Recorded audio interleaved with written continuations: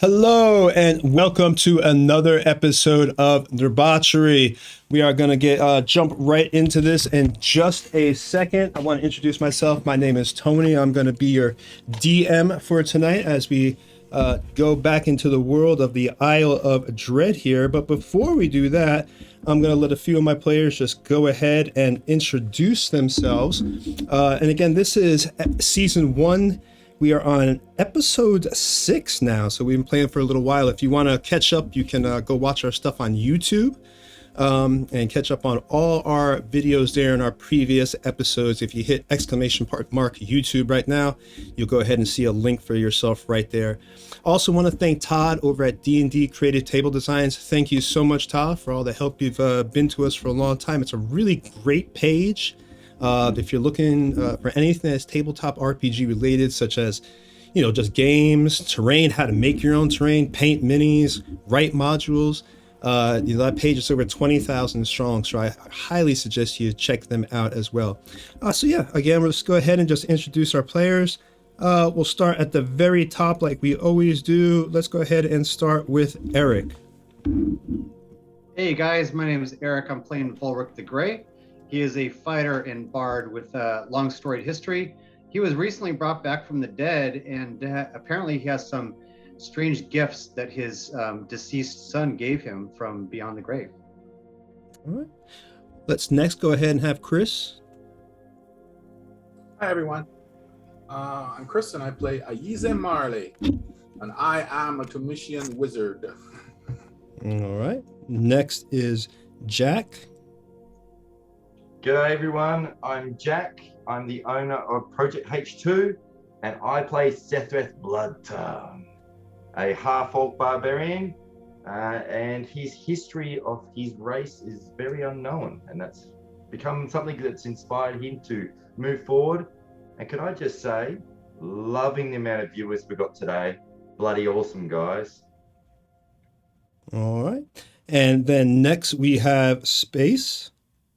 So guys, in Space, tonight I'm playing Diora the Impure Monk with a very troublesome past and her love of just being chaotic. Yeah. All right. Next is Josh. Hello everyone, I'm Josh, also known as Winged Horizon across social media. I play Dmitry Teslov. Imagine a mix between Nikola Tesla, Inspector Gadget, and I guess you could say Iron Man. And I come from a place of mystery as well, along with Diora, and I'm an artificer armorer reborn. And then finally, last but not least, we have Erica. Right. Hi, I'm Erica. I'm playing Rin Swiftbow. Elf Ranger, and she's trying her best. Erica is new to D&D, but she is really good and playing quite well. Love her Elf Ranger there and love the cosplay. All right, the last time we left off, the group was in the village. They had traveled here with Fergus after having Volric brought back from the dead, which you really should watch the episode. It was really cool and everything. But yeah, he had gotten killed and they had to bring him back. And now they were about to start their trek to go see Tachula, the medicine man, who's going to help them apparently develop this salve that they can go ahead and bring down to the Burial Mound caverns to the zombie master mistress and heal her of the affliction so she can come back. If you want to know why they want to heal a zombie master, again, you have to watch the previous episodes. There's a reason. We are right here in the village, and we're going to pick up right there. What do y'all want to do? Are you leaving the village right now? Is there anything you want to do in the village? Well, if you would like, we can continue the conversation with Volric and Andreasa. Okay, let's go ahead and do that. Volric and Diora, not the actual person. All right, there it is. Volric and Diora. The day today is, of course, quite hot. I'll describe the weather. Of course, they're on a jungle, so the stream knows. This is the Isle of Dread, as they come to know it from the natives. Again, very hot, very muggy, but that is where they are at right now. And they are near the village of Tenora, where it's a pretty safe village at this time. So Dior, as you recall, I'd mentioned to you this dream that I thought I had while I was in between life and death. But it was not a dream. It was my son. And I showed you those runic gifts that he gave to me. I apologize for being emotional. I do owe you a bit of an explanation about him, if you would want to hear it. Yeah, I'm not used to people hugging me, so you caught me off guard a little. But I can see that this is something that you have to talk about, and I feel like I can trust you, so you can trust me with this. Also, Sergey, a beautiful young boy, was born when I was a bit older already. He was sick and weakly, as was perhaps the God's will. But there are always things that are given to children who have shortcomings. They give gifts in other ways. And I was correct. He was an amazing artist and eventually became a rune carver for our people, for our village. This second axe that I have, these runes, as well as some trinkets I carry with me. But he always wanted to be a warrior. He would say, "Pa, I want to join you." And he would come out to the deck with his sword he could barely carry and a oversized wooden shield. I didn't want him to get cut down so quickly. I always told him how much I loved him, and I told him that he was of great value to our people with his gifts of rune carving. Well, this happened time and again for years. And then at one point, when I came back, a sickness had gone through our village and he was not strong enough and he passed. And I realized then, too late, that I tried to protect him, but he died anyway, and he was unable to fulfill his dream of combat, of being a warrior, fighting beside his father. And something weighs very heavily upon me.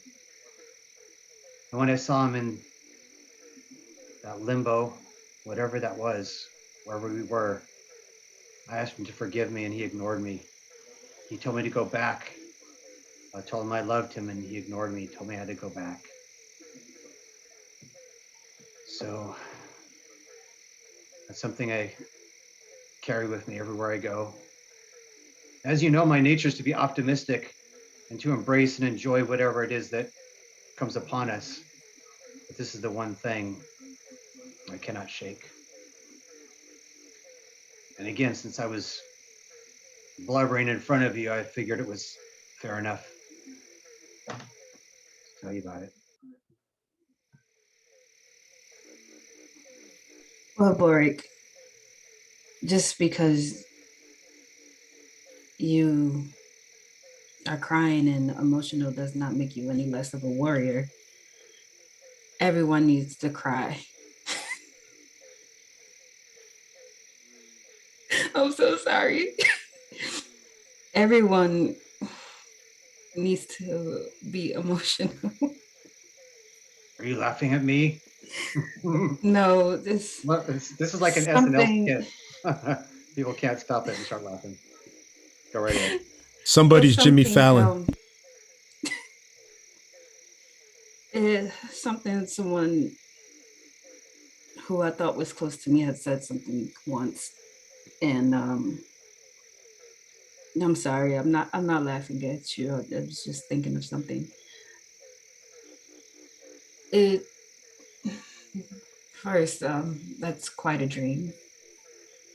I mean, I'm not really. I don't really know how to um, reply. I mean, I've never had family bonds outside of Dimitri as strong as a father and child. So this is a little bit of a hard subject for me. But maybe even in your afterlife, his afterlife, he could see the potential in you. You're a strong man, Vorik. And I look up to you. And I think everyone else looks up to you. I mean, you wouldn't have been traveling with Rin so far, you know? Maybe he's just giving you knowledge of the future. There's something to be said about the gift that he gave me. Perhaps sometime in the future you can tell me more about your past, or about your relationship with Dimitri, who is obviously more like a brother than he is a friend.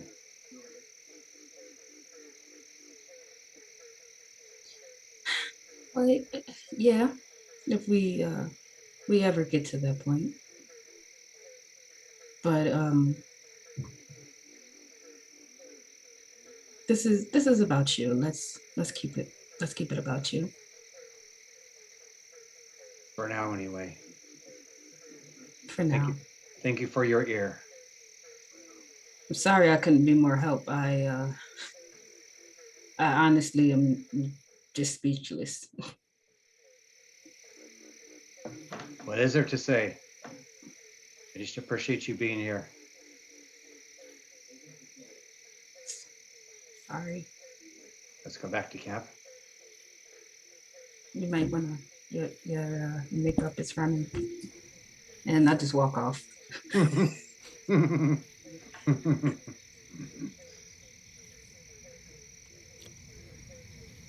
Okay, so we're ready to go back. Okay, so you're heading back to the village to join up with the rest of the group?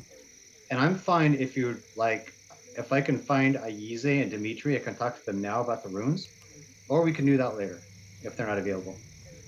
Oh, I mean, you should ask them. You're heading back to meet up with them at the village. You were just a few feet away, I imagine, not too far, like maybe a few yards. Yeah. So you're back in the village, and there's you and the group.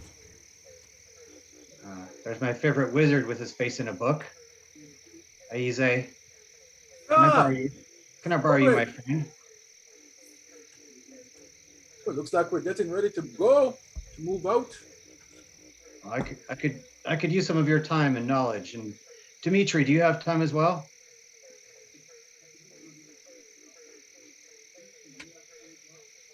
Oh, yes, what is that, Vorik? It has to do with a gift that was given to me when I passed. Oh, yes, the I was hoping you could give me gift. insight.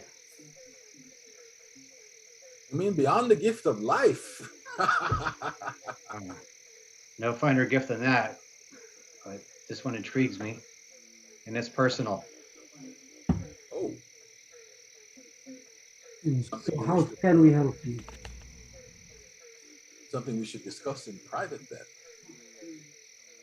So let me show you.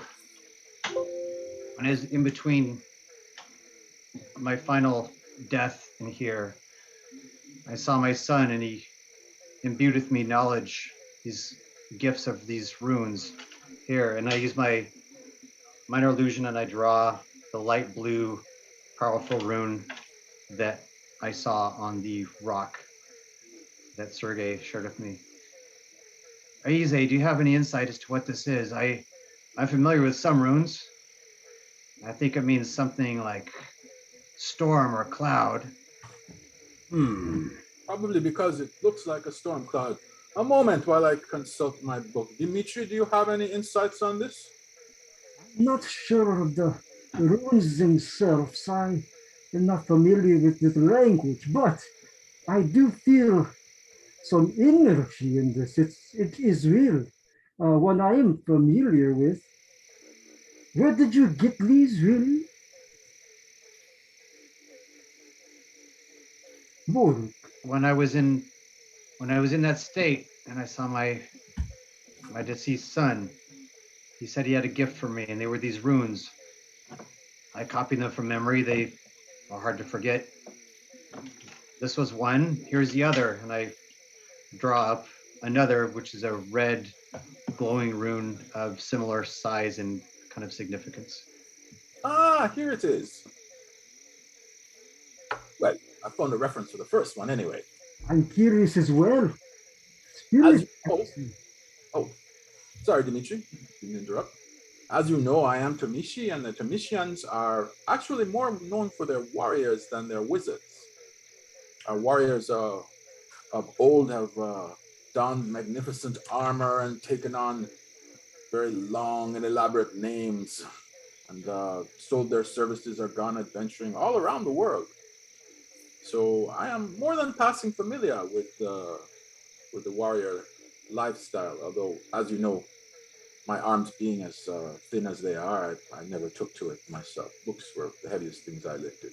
But I digress. That rune is symbolic of a particular warrior caste in Termish that I know of who learned their magic from giants.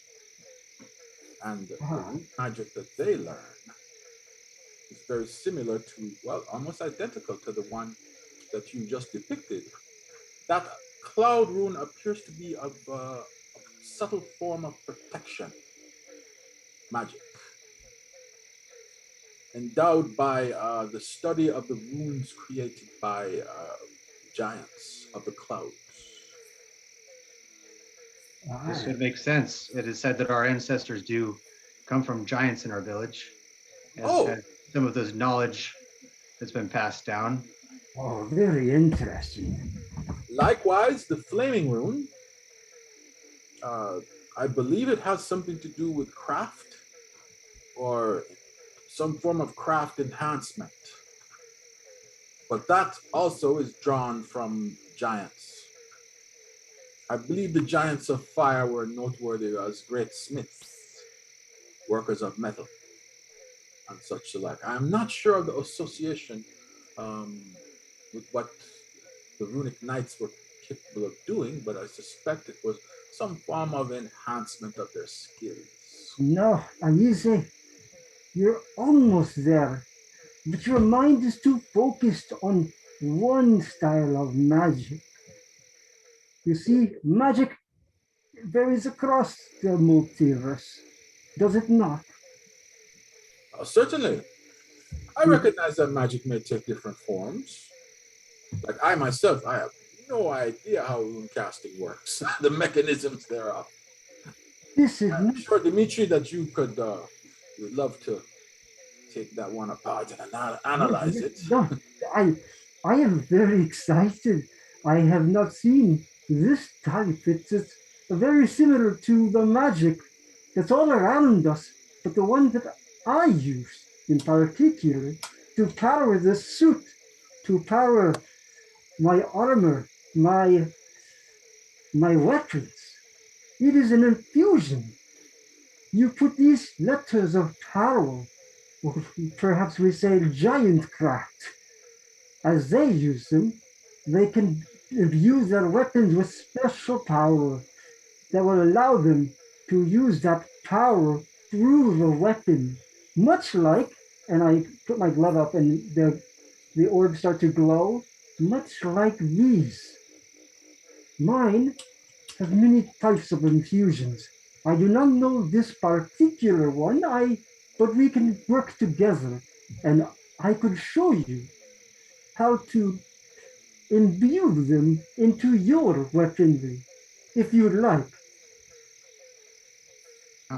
This is amazing. There's also these. Especially in your there's many smaller runes I wish to share with you, and he quickly draws smaller runes that are more fragments of ideas or words. They all come to me at once. They're in here. again, I don't know what to do with them, but he's The even two that you began with, do you know what to do with those? Well, I was hoping that Dimitri now could help me infuse these perhaps into a weapon or onto my armor, an As amulet I perhaps. said, this was definitely the art of warriors. So it's logical that it would involve weapons and armor.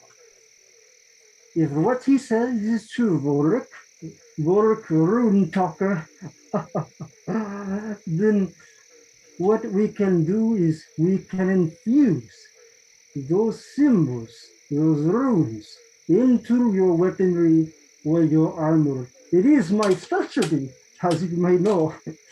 Nobody ever takes me up on it, but it is my specialty. And I can help you weave and manipulate this magic so it benefits you and protects you, my friend. So you don't get eaten by crocodiles again.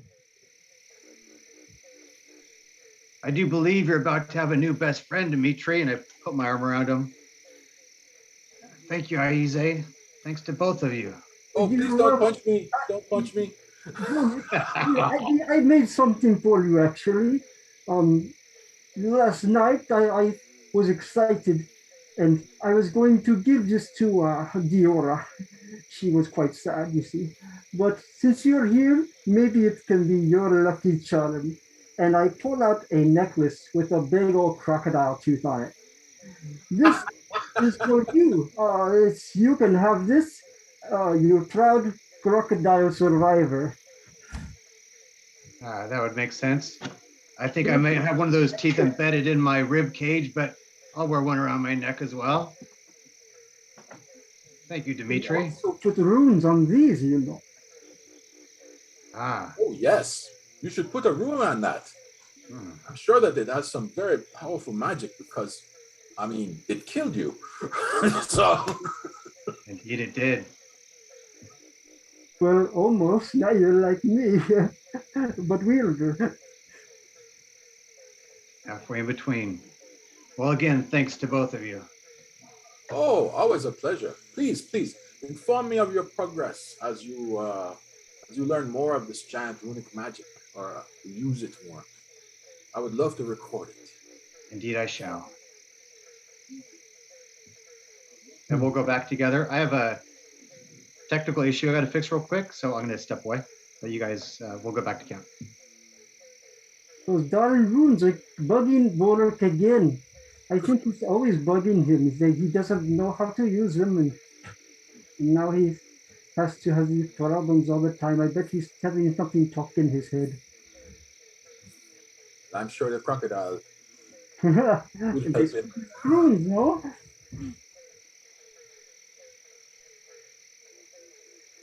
I would like to go up to Sethreth, and if Ren is by him, I'll just all the smart people are over there. They just left us people over here. We're just, Oh, I didn't even realize I was muted. Sorry about that, stream. Yeah, y'all are outside the town now, Space. And Sethreth, if you look at the lion on the screen, he's right behind you. Rin is in the front because y'all always had her leading. So, smart move, Ranger. I just turned to... We're going to go kill Yeah, something. we're going to go, Sephiroth.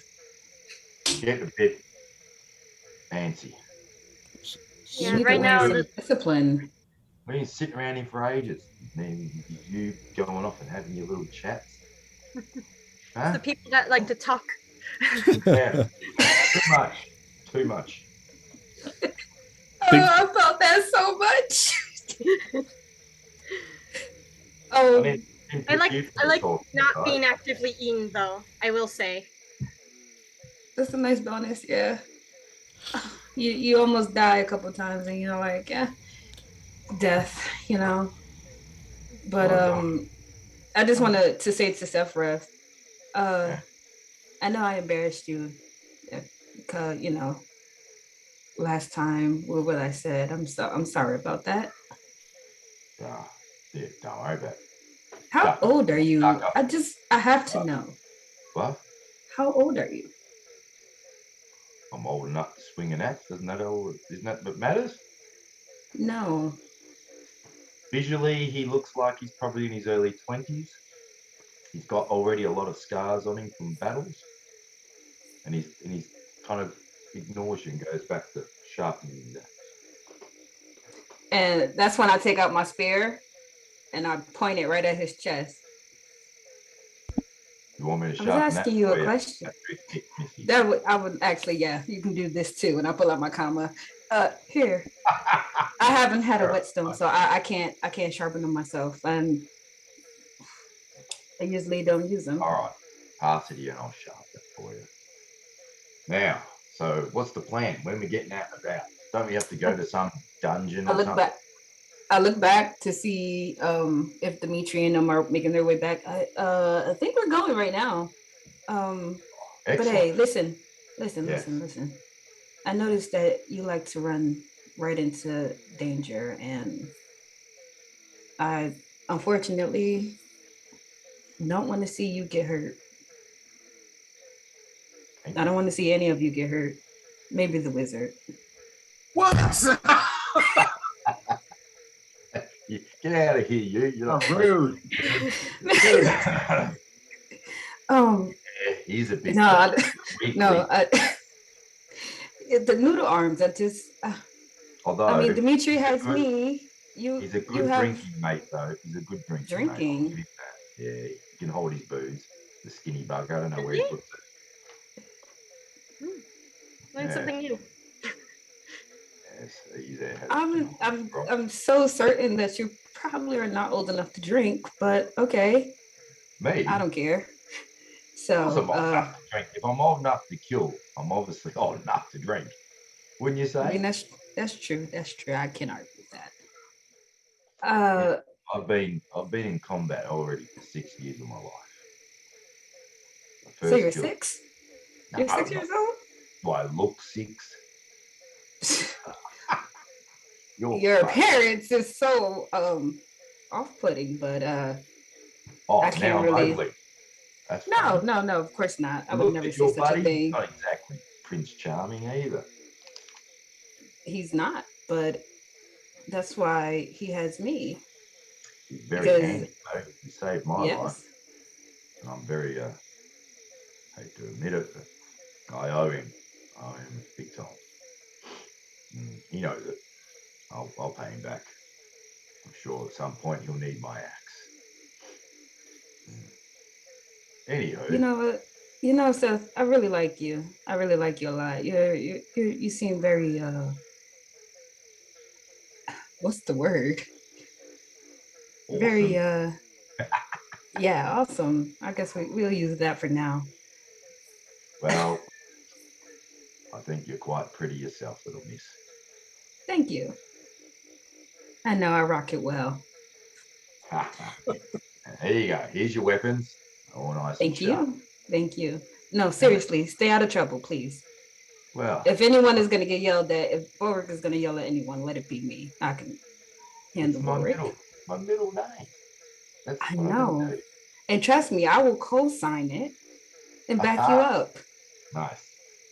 I probably shouldn't be saying this, but I would. I just, don't tell Dimitri, and I won't tell if you won't tell. Oh, we have secrets now. Oh, Rin is just sitting there like, am I not a person? Oh yeah, I forgot she was here. Don't worry. And then I look to Rin and I say, no telling Boric, okay? And then I put up my pinky and I say pinky swear. Will Boric get jealous, will he? Actually, yeah, that's a good question. What can you tell us about Boric? I mean, you two obviously have been traveling together for quite some time. What's going on more with you and Boric? What I'm curious. Eh? Bit of romance or something, eh? Me and Boric, nothing is going on. He's just my companion, just someone I fight with. He just fights good. He does something good. I don't know what you're talking about, and I just walk off. And I guess people being dead brings people together. I look over at Rin. Geez, that's got got a nice result, wouldn't it? She got a bit shy, a little flustered. Walking Not over sure. I with didn't know she could Dimitri do that. and holding my book out and pointing and saying, "See, this one is the one that we were discussing, right? The lightning bolt and the little cloud. Oh, hi everyone!" And I'm just like, sure. Yeah. in my head, I'm just like, he's gonna die out here. Now that's This book, I have a book as well, and I'm showing you like some diagrams of like weapons that I've built. You see, what we can do is infuse the magic into this one, and then we learn to let it flow through with. That's like making a wand, charging it. Well, no, not exactly. You see, a wand is well, sort of maybe it's the one that comes to the real. I suppose so, but this one is no, it's weaponry, not wands. Wands are just wiki woo. Wands are often used as weapons. Oh, hi everyone! oh god, it's two of them. And then I just hug Dimitri from behind. You know, I think you're really smart, but I can't handle the both of you. Oh, you're gonna make me blush, dear, and anybody could see. I look around, wondering who she's referring to when she says, "I can't handle the both of you," and I look very sad and abashed because there's nothing worse than being an unloved nerd. So It's okay, we can be buddies and study together. And she will give hugs from behind. oh, I worry about that. Physical contact in general, Oh, because I'm okay. very easy to crush. Are we going now? I think we're walking, no? We're walking. Yeah, I'm walking with Ren. If Ren's leading, I'm at the front with her. Let somebody else handle the back for today.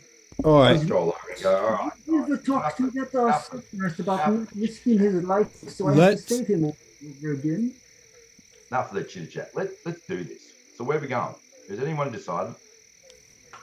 I believe think- that what. Oh, We're No, headed I'm to sorry, the witch go ahead. doctor's hut. We have to see the witch doctor to have that salve created for the priestess. All right. So we know where to go, where that is. I'll pull up the map for you and the stream so they can see. As they've been playing stream, they're filling in a map that they got in you have to watch the early episodes how they got the map and everything. But they got this map and it's actually fills in hex by hex as they explore. So we're gonna pull that up. This week I filled in because they got a lot of information last week's game from our guest star, and so a lot of areas have now been filled in that they can choose from. They are in the bottom right of that map right now. So it would take you where you're at. 1, 2. Only about half a day.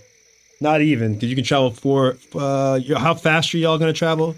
Are you doing fast traveling, normal pace, or No. slow pace so you can record? This I'm place, assuming we're walking going speed. Careful. Okay, so you're three hexes per day. All right, you'll still make it there in a day. It's to the southwest. It's number 25, so it's only like a hex away anyway. So an hour it will take to get there. Who wants to roll? Let's see. Who's leading the party? Obviously, I assume it's, as always, your ranger. Yep, she's Yeah.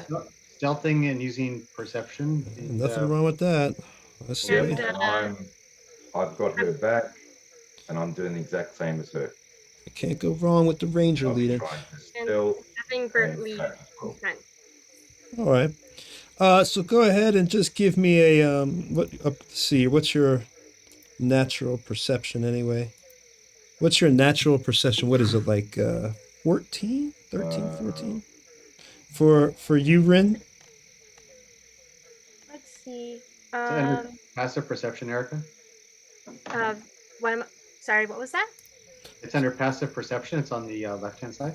I think. It'll say passive wisdom. I see. perception. 14. Yep. Yep, that's what I thought. 14. Okay, so good. I got that number in mind. All right. Hold on a second. That's a cool picture. Yeah. Okay.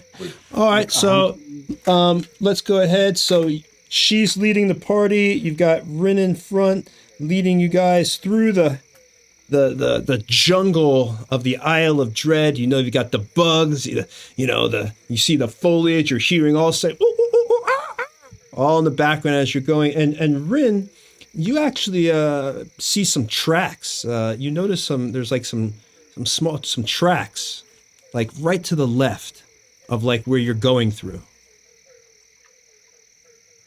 Do I know what type of, I mean, obviously humanoid, but do I know what type of tracks? I didn't say they were humanoid. I just said tracks. All right, can I let me see if, then can I roll to see what I... Absolutely. Go ahead and give me a nature, which I'm sure will be fine because you're a ranger, so you'll be exploding with nature. Oh, actually, no. The tracks appear to be a little bit too muddy. Stream, she only rolled a 10. We use roll 20 for all our rolls, so you can't see that. But she rolled a 10 for her nature check. So, no, you just, the tracks are, you can tell that they're not humanoid, but they're like, it looks like it's just so much mud and everything. Whenever it's settled in, you're not able to get a really good determination of what it could be. Hey, what have you got? You stopped. These tracks doesn't look... You want me to come up and have a look? For sure. And first she's gonna send Bert out initially just a little bit ahead. Okay. As we divert from the path a little bit. I can go up in the trees and help Bert if you want. I'll go forward and come down next to her. What do you got? Tracks. Let me see. What are they? Do you know? No. Do you know? Let's see. I don't know shit. You don't know stuff. Don't know stuff. I rolled a 5. It's a magnifying glass. It's like, I'm looking at it. Yeah. And I'm gonna go up with Bert, okay? Are you sure they're even tracks? Sure, these are tracks. Sonny, I rolled a stealth check to climb up and jump from the treetops. I'm going as far as Bert. Give me if you're climbing up the tree, you can choose how you want. I have spider climb. Oh, that's right. You don't have to worry about that kind of stuff. You go, man. All right, so you're up the tree. You feel quite stealthy at the moment. Both Sethreth and Rin, these tracks, both you guys are experts in everything, but yeah, you can't really determine. It looks like maybe there's some age on the tracks. The mud started to dry. Again, you're on a tropical island, so there's a lot of rain. So there's been a lot of erosion already of these tracks, really making it hard for either one of you to determine anything on these tracks. Should we just keep going? Follow the path? Don't worry about these tracks. I don't want to waste too much time, but I also don't want whatever it is finding us first. Where's Tweety Bird? Spotted anything? The head. Do we see Diora in the trees or no? I'm gone. She's stealthed out. I mean, you can roll to see if you want to see her. You can see your perception or your investigation. I'll let you choose which one you want to do. If you want to try to see her. Just do perception, but That's not bothering. I'm just gonna see. Yeah, no. Yep, those are trees. Wow, everybody's rolls are kind of low tonight. Oh, that means it's gonna be terrible. I think we're gonna do all of them in battle if we get there. Do I see anything? Go ahead. You're up in the thing. What did you roll for? No. You see jungle canopy. Yeah, lots of green, lots of greenery. Lots of green. And it's wet, lots of wetness because it's a rainforest, so jungly rain, so, But no, you really don't see anything, on that area that you're in. You're still, a few miles, like about 10 miles, I'd say, or maybe not that, about 6 miles probably from where you're supposed to be, where the location is for the witch doctor T'Chula. Okay, I'll just come back down because it's nothing I can do anyway. And I just pop up behind Ren, and I didn't see anything. And I don't know what's out there. I'm going to use my message cantrip on Rin, because I assume I'm always back so they can stealth. And I say, what's the hold up, Ranger? Just like all at first, like suddenly a person appears and another person like, ah, okay. So, in my case, you get a text. Yeah. First, like someone shows up behind me and then I get a notification. Horror movie vibes. We found tracks on our path. Don't know what it is. Don't know how long ago. But if you can't find anything, we might just want to go back. But Just Animal? they might find us next. Animal or humanoid? Not a person, I believe. Well, that shouldn't be a surprise. Unless you're worried, I say we keep moving. I'm happy with that going back to the path. Everyone agrees with that? Yeah, let's get back on the path. Get back on our way. Let's go ahead and We're perfectly fine out here. We have no reason to be scared. Yeah, it's only the Isle of Dread. Tony, how far did you say we're from the witch doctor's hut?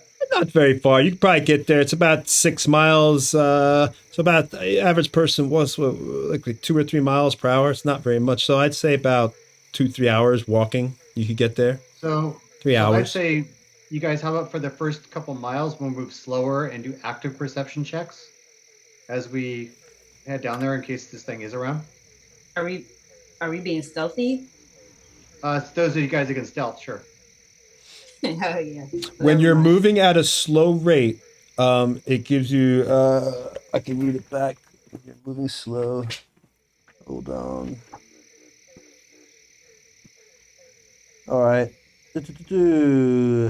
Moving at a slow pace, the characters can cover 3 hexes per day and are able to stealth to possibly avoid encounters. Moving at a slow pace allows the characters to go ahead and map the terrain on the surrounding hexes unless blocked by mountains or very thick jungle. So basically, you can be stealthy and stealth yourself. Okay, yeah, and Aize can also then spend time doing more articulate mapping, I guess, as we use perceptual stealthing, and then and then we'll fill in the maps on downtime when the stream is over. I'll fill in more of the map. Cool. All right. So you're back on the road. You guys are heading down to, I assume, the witch doctor Tachula to see him. And let's see. Sorry about that. All right. So as you arrive, you come upon this, you get there, and in a distance, you can see this hut as you're, oh, that's right. I'm sorry. You got to do some perception checks because you're traveling. So go ahead and give me, because it's 3 hours of travel, go ahead and give me your perception checks here. Just in case. So let me roll. All of us are just Ren. Rin is the one. Oh, boy. Okay. All right, Rin. You don't really notice anything, but you do get there's a smell in the air, go ahead and give me an investigation roll. Or a nature, in your choice. Investigation, nature, your choice. I go with nature. Okay. Actually, it's investigation, right? You could do your choice. I'll let you go. Either which one you want to choose. I'll go investigation. Oh! Wow, good choice, apparently. She critted on her investigation. You can tell that this is the smell of maybe within 24 hours, it smells like animal feces, a large animal feces. It must be a supply of poop must be nearby, essentially. Oh, crap, Erik. So it must be nearby. She plugs her nose and she goes, "Can anyone else smell that?" I don't think I want to. Yeah, she says that the smell begins to hit you all, but she's able to tell kind of, like I said, Erica, you can tell it's not human feces. It's definitely a large animal feces of some kind. I'll definitely be wary. If we can smell it, it wasn't that long ago. And if it smells bad, then it's probably something big. I look down on the ground. Is there any actual dung piles nearby? Give me I guess this would have to be investigation. Give me investigation.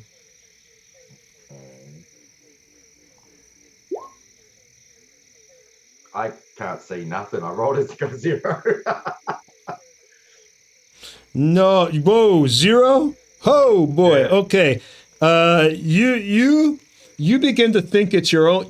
Your investigation is so bad, you smell your own armpits, wondering if it's yourself. Maybe I should have. Something bad out here, that's for sure. Rolls are terrible. Yeah, rolls. Y'all are rolling like rough tonight. So we're lucky that wasn't the other week, right? When you really had some hard times. All right. So you come upon this hut, and as you approach it, because what do y'all want to do? Do you want to keep going towards the hut, or I say we keep going and just be vigilant. Yes. Do I know, by the way, which direction it's coming the smell is the most strong from in terms of the path to the hut? Give me investigation on that one. 13. You could tell that it is downwind from the hut area, from the direction you're heading, at least. I mean, you're not at the hut yet. I mean, you're still like a little while away. So it's coming from the hut. Yeah, it's coming from the direction on the towards the jungle that you're going. It's kind of like more, I'd say, like you're heading southwest. It's kind of like a little bit more to the southeast. Is it like, can she tell if it came from like a small animal or a big animal? I don't know if you said that already. Yes, she was able to tell that the smell is obviously it's a large enough procurement of smell that it's a large creature. Okay. Or animal. Or somebody who really had to go really bad. I don't know what our distance is, but I want to send Bert ahead, and then do a round back to investigate. Yeah, I'd say first. Okay, so you send Bert out. Go ahead and give me perception with Bert.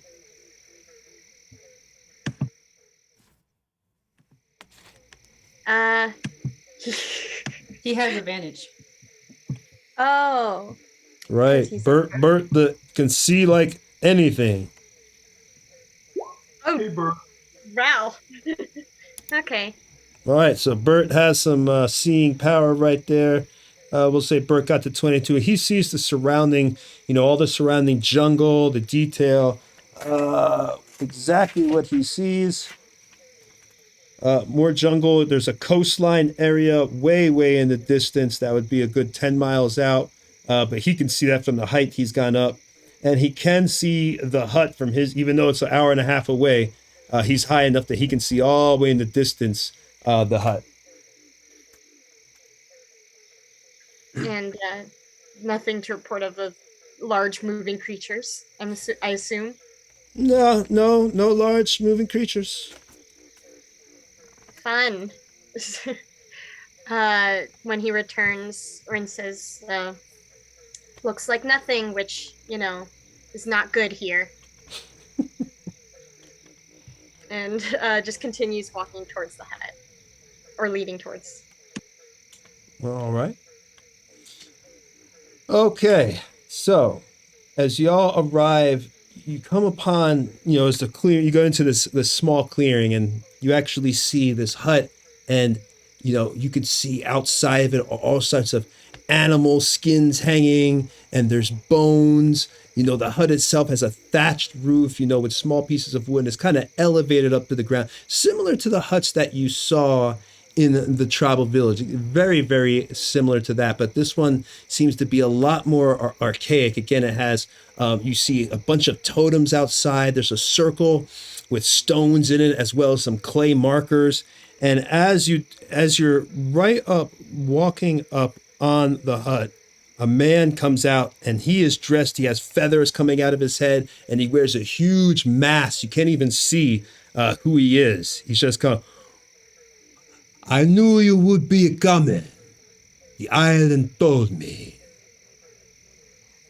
So tell me now. It said 6 people will be coming here, but it didn't tell me your name. My name is Tachula. You come to me in your hour of your need. Am I right? I respond to him in his language, and I say, "You are correct. I am Volruk the Grey." Oh. He looks at you and his eyes widen. Well, looking like the island done took somebody. You don't look like you've grown up here all your life, so the only way you can know the language is if the island has possessed you. That's What the rumor. happened that brought you into this state that you be knowing my language? Well, I had a unhappy meeting with a few giant crocodiles, but then a very happy reawakening thanks to a barbarian druid, not a barbarian, a bugbear druid, and some magical seeds. So you died, and the island brought you back. Apparently not much more than an inconvenience. It's a lot more than that, let me tell you. You can't be leaving now. It's part of you just as now as you are a part of it. There'll only be one way you be leaving this island now. How is that? Before I be telling you any more, he shakes his hands. He's like, he throws out bones. The bones speak to me and tell me you are in need of something. So speak on what it is and let me meet the rest of your compatriots. He starts looking each one of you up and down, who this be here? And he looks at Ayize. I am Ayizemare, friend Tachuli. Are you a witch doctor? I am lots of things now. But mostly I am catered to the island and the spirits within. And he shakes his bones. My ancestors speak to me through these bones, and the island speaks to them. Well, one would think that a nice conversation over a cup of coffee would be more, calming, but to each their own. We seem to have an issue where we require your aid to make an unguent or ointment. I have a component for it, and I pull out the handkerchief and I show him the leaf. That we acquired after much, much, much conflict from a sacred flower on your nice little island. Well, how did you come across such a thing? How? I know such is rare magic on this island. For you to get this, you must have had to be a great peril. We were sent to the Great Flower and had to defeat a basilisk. Same place we met the Crocs. So you defeated the great stone maker of the swamp, did you? Well, technically, it was the bird, and I motioned over to Bert. Yeah. But yeah, we were there. His name's Bert. Bert is a member of our group. I think we can use the royal we. We defeated it. As a group project. Yes. Mostly the bird did, but you know.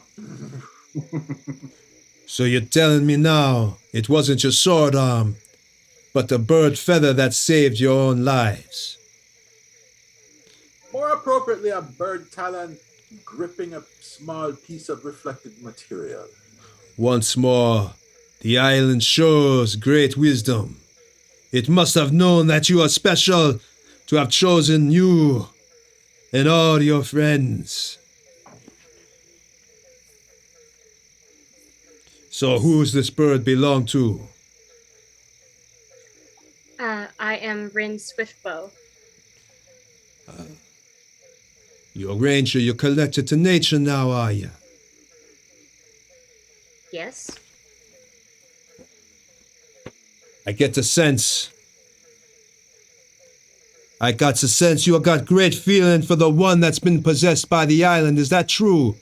You've been together traveling for a long time now. And you're concerned. Yes. I own my life, and he's the reason why I'm here today. He puts his hand on your shoulder. Don't worry. We'll be healing him. Woo! I need some water. Don't worry. The witch doctor some water. The witch doctor needs water. Remember, we're collecting. Don't worry, we'll be healing him soon.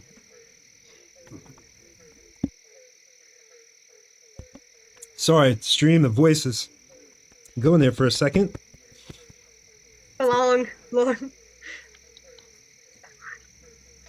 All right, so he walks away from Rin, and he's like, "Come into my house, in me hut, the rest of you, and we have a long talk. We need to chat about what your future holds." Would you like this? I mean, we are here for anointment, and I still hold out the leaf. Yes, the petals. I see you got the marijuana tree sap, the marijuana fruit sap, but I think you'll want to know more. And the half-orc over there. And what is your name?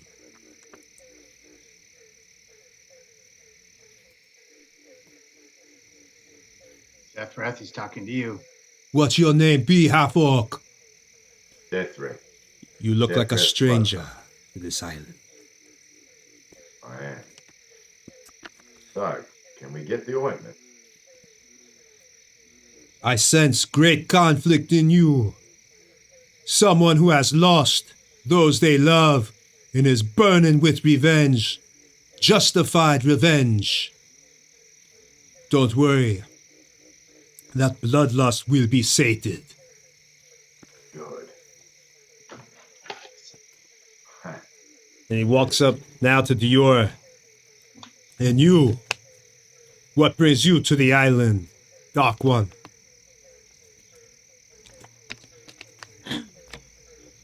Money. I can sense your soul has taken many lives. Is that true? I just look at him. Yeah. It's true. You got a stain on it. A cloud. But I sense something else in you. Shakes the bones. They tell me you have your greatest accomplishment is yet to be. And a great love lies ahead. I just look back to. We don't believe this, do we? Is it? It could be jungle fever. Oh, God. I mean, he. No, whatever. no. Just move on. Just go. All right, so next he goes to Dimitri. You, patched one. I sense you've been to the other side and back again. I suppose you could say that, yes. I'm sorry, I didn't hear that, Josh. How do you do such magic? I am very, very curious. Are the bones infused with a certain type of the magic of the wind? It's not magic that I be doing, man. Thy ancestors can see me from beyond, and the island is connected to them. It's the spirit of the island, if you could call that magic, I suppose. And when we buried them here, their bones are infused into the island, and now they speak to me through the bones. That is how I knew you were coming. I may not know your names, but I knew you would be approaching. Knew you'd be Yes. approaching. I am just Dmitri. Pleased to meet you. Foreshadowing one. Well, I would like to hear more about my past. Could you tell me what else can you see? I can see there's a great mystery in your past. A connection with one of your group that even you might not be aware of at this time. But somehow, on a spiritual level, it still touches you. Those answers, and the answers to, and he looks at all of you, each one of you has something that the island knows. No tattoo runs out now. Each one has the island knows, and it will help you with that. But first, let's get you on to solve your problem. But for you to move on, you first have to help with that. Then he takes the Mawa tree sap, and I think we can do something with this. Anybody else here know alchemy? As you would call it. Yes, it is a specialty or a study of mine. Well then, let me teach you how to make this. And he brings you over. And Yes. And I take out some of my equipment that I have, and then now normally this is just like, no, this is you'd have to have like, this is not the normal Mawa tree sap. You might find other fruit sap and every kind of the same type of fruit, but this one had been grown in the swamp. And he begins to show you how normally if you distilled it and everything else, you'd be able to create like a healing potion. So now whenever you forage, and if you crit while foraging, I have to roll that to see what you get. You have a possibility maybe of finding this fruit. This is from a game mechanic wise.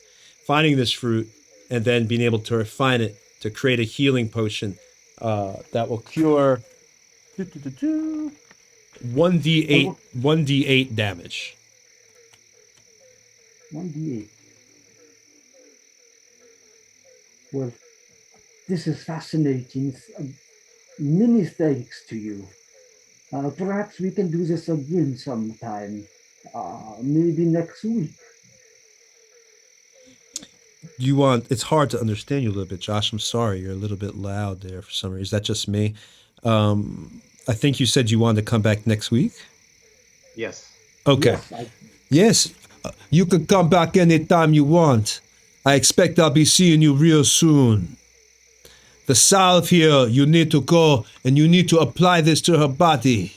Be careful though, she has been taken by that island in a way that's now been corrupted, not like your friend over there, Vorik. This is different. It's darker. More deceptive magic. The island has twisted her like a vine caught out in the sun that loses all water, dried and shriveled. She thirsts for life and sends out her zombie creatures and all manners of the undead to find it.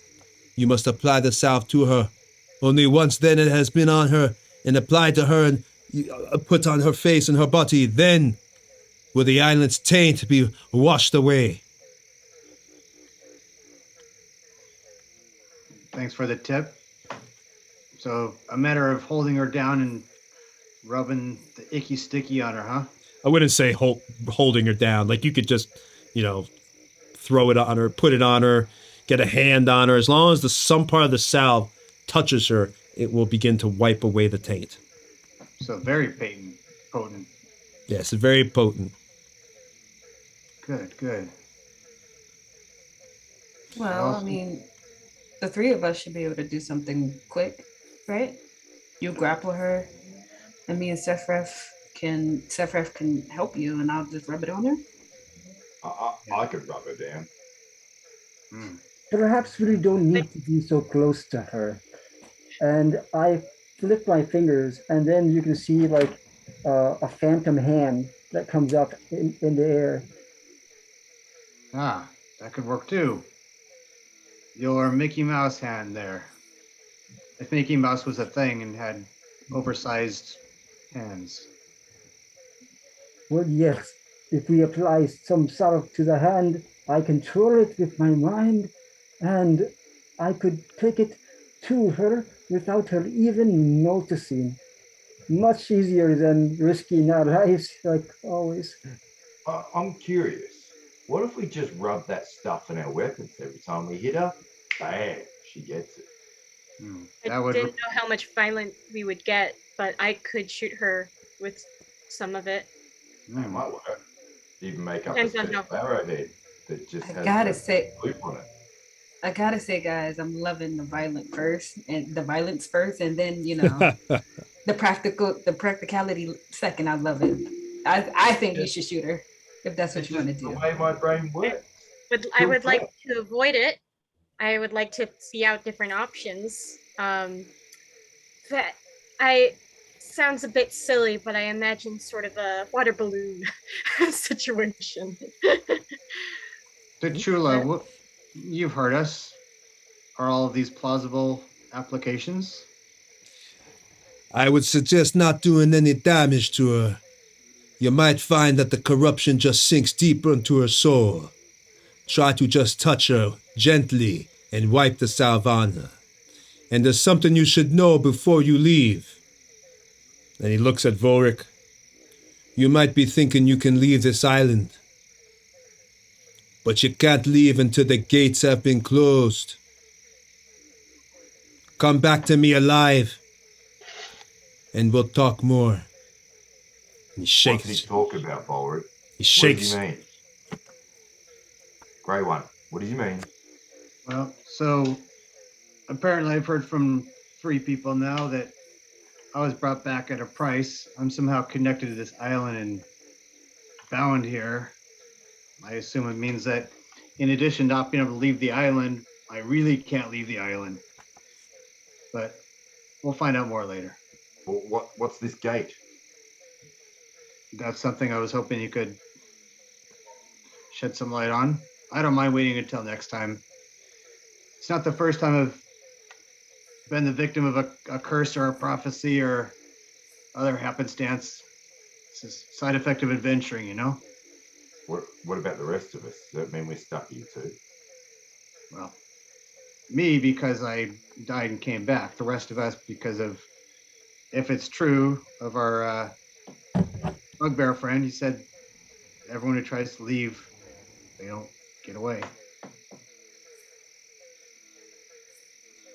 It probably involves all of us then. I'm not liking this. This wasn't a part of the deal, man. It's here, do a job, hopefully get some information, and go home. And here I thought this was gonna be easy. Now we're trapped here, and I don't like feeling trapped. So let's do what we have to do and get the fuck off this island, please. I agree. I think I have a prediction, a hypothesis. I think perhaps it's the ones who tried to leave before have become connected somehow to this island's magic. And once it's infused into your being, it has a hold on you. Maybe that is this entrapment magic and how it works. It gives you something, but it takes your freedom. But perhaps the ones who are not imbued could leave. That is just a theory that I've been working on after hearing many voices. But be careful. I think if you do stay here, you'll look like him after a while. And I point at the wise guy, the old man. I'm optimistic we'll sort it out. But yeah, this is the island of dread after all. I hope so. My armor is going to rust soon if I don't get out of here. Well, let's do what's next, folk. Let's head to the caves. Let's apply some salve. All right. Quick question about the soul. Is there enough of us for each of us to have a little bit, but only enough for one person to have a substantial enough amount? For the solve, one person would have to go up and put it on her, and it would count. There's only enough for one person to Yeah, do it? yeah, it would count kind of like as an action too. Like you can't like have the solve and attack her at the same time. So it kind of counts as like almost like an attack action, but you don't have to roll an attack. I mean, it's automatic. You just put the salve on her. I'm not going to be like, no, you missed with the salve. Not going to be that hardcore. So yeah, you go. I think I'm the fastest out of all of us. Give me the salve and I'll handle it. I do have my invisible hand as well. And I can also bring her closer if needed. I have it. I can use my hand to grab her and push if I need. To give a little push of encouragement. She needs to cleanse the soul.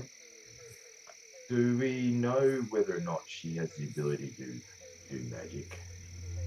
Yes, she raises zombies. Besides that, though, do we She's have a to worry necromancer. about I'm pretty sure she does necromancy. She can attack us from a distance with not just her zombie thing. Would that be right? Wouldn't be surprised. And I'm resistant to necromantic magic, so I can do this and get it done. Well, I might have a way of getting you. Let's just say she's got a clump of zombies in front. You're quite acrobatic. I'm quite strong. I could probably launch you over the front line. Hey. Should perhaps we try my method first, and maybe we could avoid danger to your lives, especially you, Diora? But the thing, Dimitri, is we only have one vial. So if for some reason it doesn't work, then we have to kill her. Why wouldn't it work? One hand over another hand. Well, I'm not for it. I think the person that's sorry, go ahead. No, I'm good. After you. I think whoever's doing it, they have to be unseen. Because if they get caught up in the corner, this is going to go all awry. And I think what we need to avoid from last time is separating, if anything.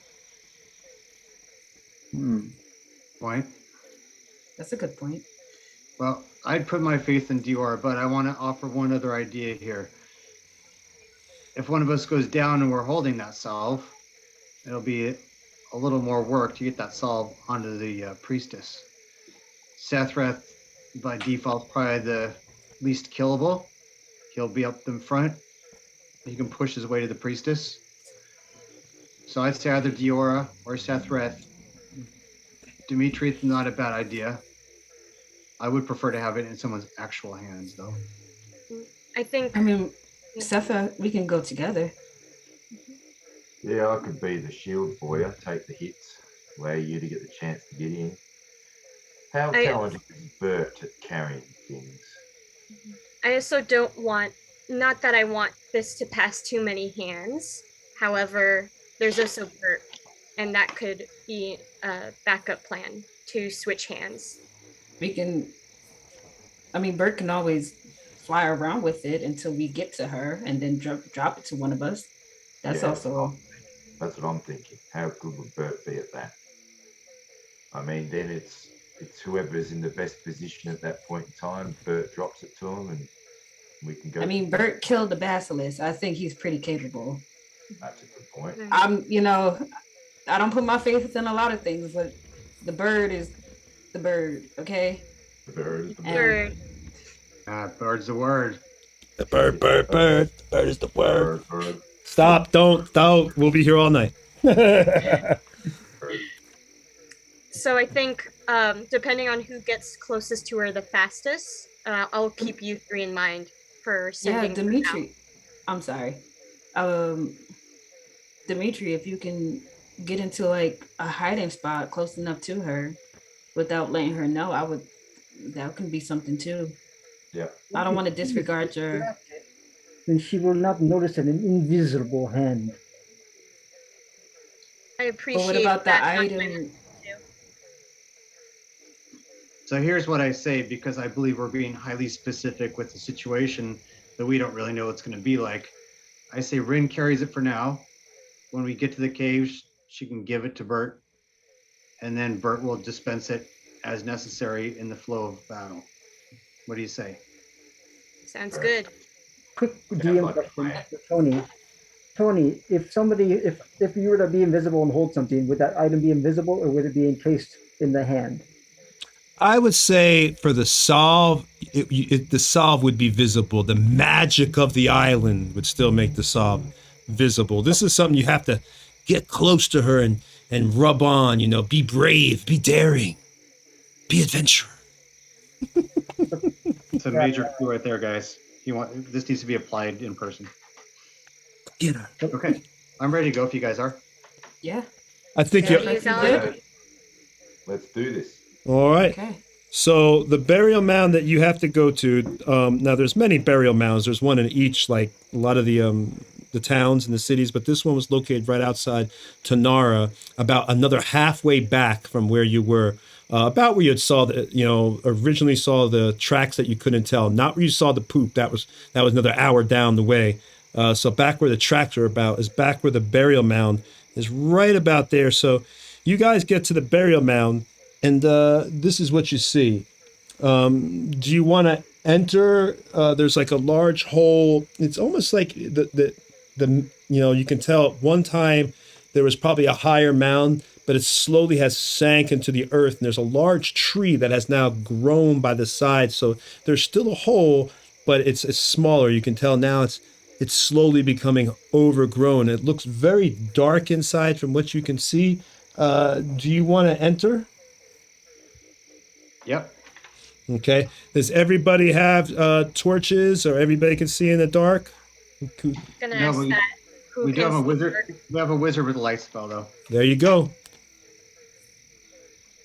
Okay, so you're going to go on inside. So you enter this place now. As you go in, the smell of old death is in here. And you also smell a little bit of like new decaying flesh as well. So it's really, just these two smells hit you kind of old at once. The cavern itself is, there's water dripping down from the walls. You've got moss that's also coming down from the walls as well as the water's running over it. The floor itself is like this old, it's not all stone, but it's just been, slowly, just pushed to the side when they did this mound. So the stone floor itself is very basic. It pitches and rises in different areas. Again, it's pretty dark inside. If you don't have a torch of some kind, you're going to need that light spell. And the sound you can hear as y'all are walking, just walking, you can hear your footsteps kind of echoing a little bit into the distance, giving the indication that this is a very large area. So as you actually walk in there, this is the first thing you guys, whoever has, and Azize, do you have your light spell up?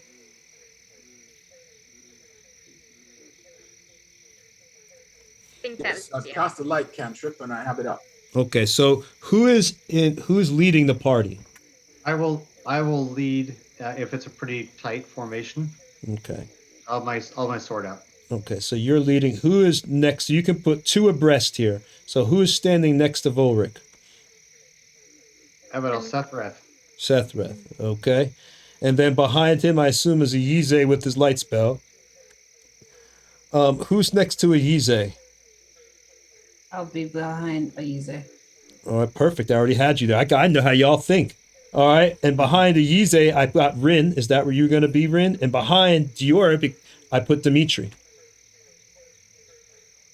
fine with that. There you go. And as a reminder, Rin's always stealthing. Rin. Oh, thank you, Rin. Yeah. I'm Rin. at the back, so We you gave- could. You can only get so mad. So When we made her character, we gave her expertise in stealth, and so we don't want to squander that. yeah, so the stream knows I'm a DM that likes people just have a good time, and since Rinna's a new player, we are more than happy to let a little bit of crosstalk go, a little bit, to help Rin out in decisions, because we want her to have a good time. And you know, when you first start playing, it could be overwhelming after many years. All right, so you guys see this room. Now you're at the very, very front of this room. I'll actually turn the live camera on here, and you can tell me what y'all want to do.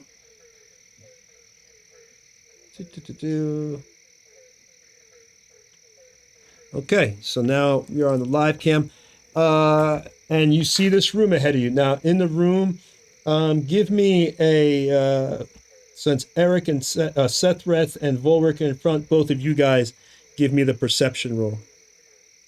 Yes, sir.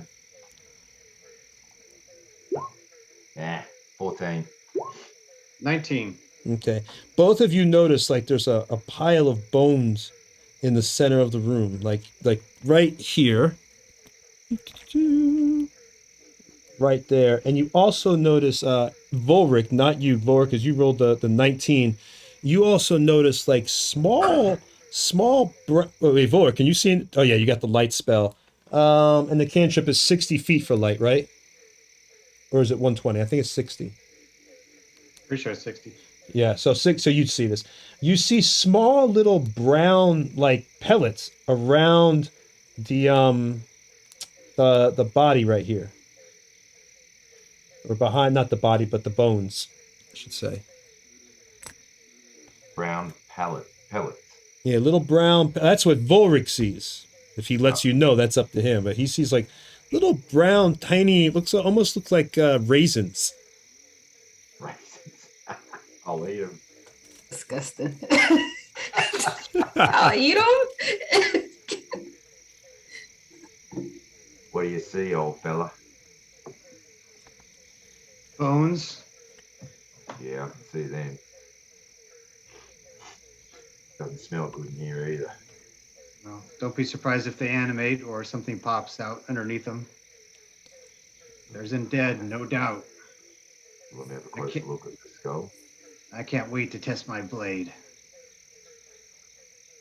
All right, so I'll start to walk towards it. Okay.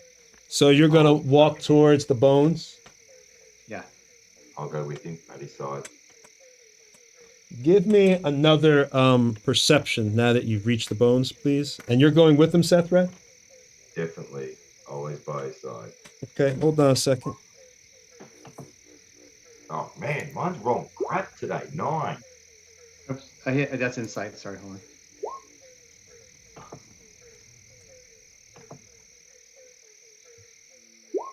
Oh, even worse. Wow. all right.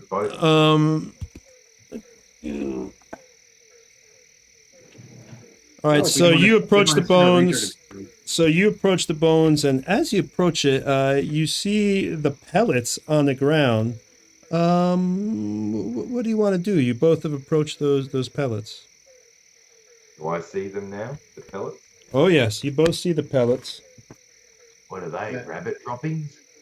Go ahead and give me your choice, nature or investigation. Your call. Nature. 16. Are those rabbit droppings? They ain't rabbit droppings. As you get closer, you can tell that they're actually they are rat droppings. Ah, I hate rats. Stinky little buggers. Fair dinkum, we'll have to deal with them all the time. We might have to carve up some giant rodents first. Fair enough. How big are these pellets? But let's be clear on this size thing. Crocodiles almost got us killed. Well, got one of us killed. How big are the droppings? I would say each one is roughly the size of a large raisin or a grape. Ah, they're only tiny. Nothing. A grape is a big piece of rat poo, bro. Yeah, it's big anyway. Almost the size of a 22 round. Just saying, that's a big piece of rat poo. That's a big poo. All right, I'm gonna message Dimitri, and I say you can start moving into the room with my message cantrip.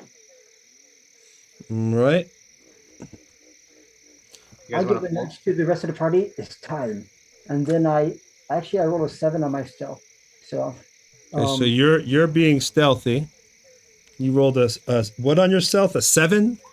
7. Yeah, I had a disadvantage from my heavy armor. Boy, I you. believe. All right. Go ahead. So everyone else is moving into the room here. Yep. I wanted to do something before advancing further. All right. What do you want to do? Yes, I also want to do something, but I'll go after Easy. I pop open my spell book and I will ritual cast, but I will use my scribe advantage so that it doesn't take 10 minutes. All I'm right. casting a detect magic. Okay. So as you're doing that, because they didn't get their perception rolls, obviously. They've got some rats come out the bones, and they're surprised. And no, I didn't. Yep, because y'all both didn't do the perception. I got a 16 on the stealth. So the rats come out. You got these 2 rat swarms that are coming out, and give me the people in the back. Give me everybody in total, give me another perception roll. Everybody, as these rats come out making all this noise and fiddling with the bones, everybody do perception this time.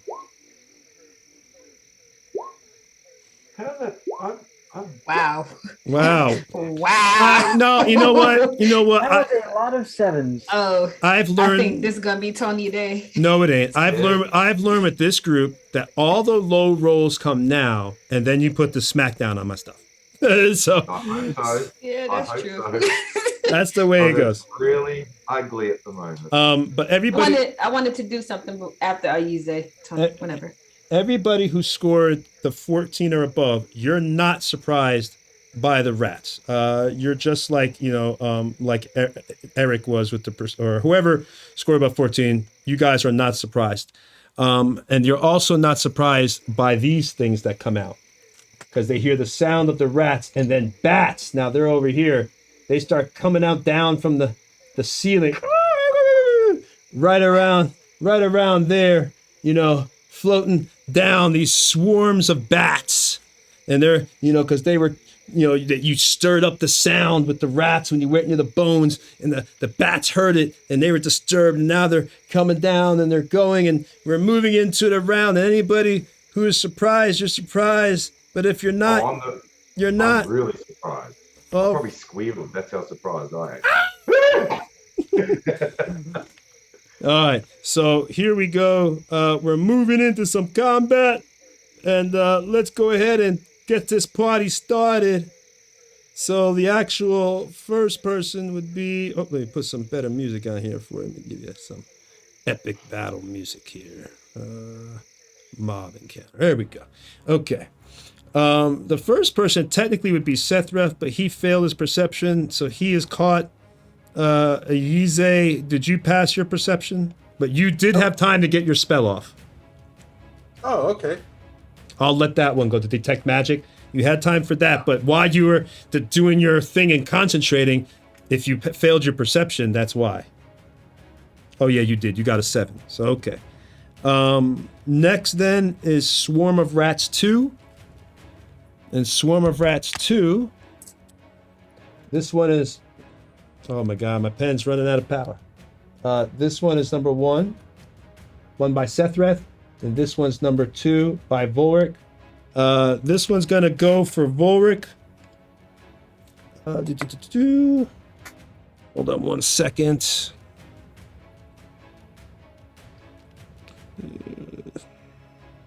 Just gotta do this. All right, so you can still take a reaction this turn, Volric, but that's it. And I believe I have advantage on this attack, if I'm not mistaken. So reaction, how what? You're still allowed to take, you can't like do anything to the end of the turn because you're surprised, but you still can take a reaction even though you're surprised. That's according to the books. Okay, so I don't have any reaction abilities. Oh, okay. Unless he's going to go past me and I get opportunity of attack. Okay, I was just letting you know. I just letting you know. And you would only get advantage if it's an unseen attack. Oh boy, I thought I got it. Well, because they're flying towards me, right? It's not like they're already right there. Well, no, these are the rats. The rats came out of the bones. These are rats. Yeah, so they're essentially attacking unseen, right? Yeah, they're right there. So yeah. Yep. I don't think that's going to be a problem for Volric and his powerhouse. So. No, that'll miss. Yeah, definitely misses. So Rat Swarm 2, it goes to bite Volric, even with advantage. It is not able, the swarm just goes around and Volric, you're just kicking them away. So next. Yeah, shake them off of my plate mail boot. Say, get the hell out of here. Get it. Get the fudge out of here, the fudge.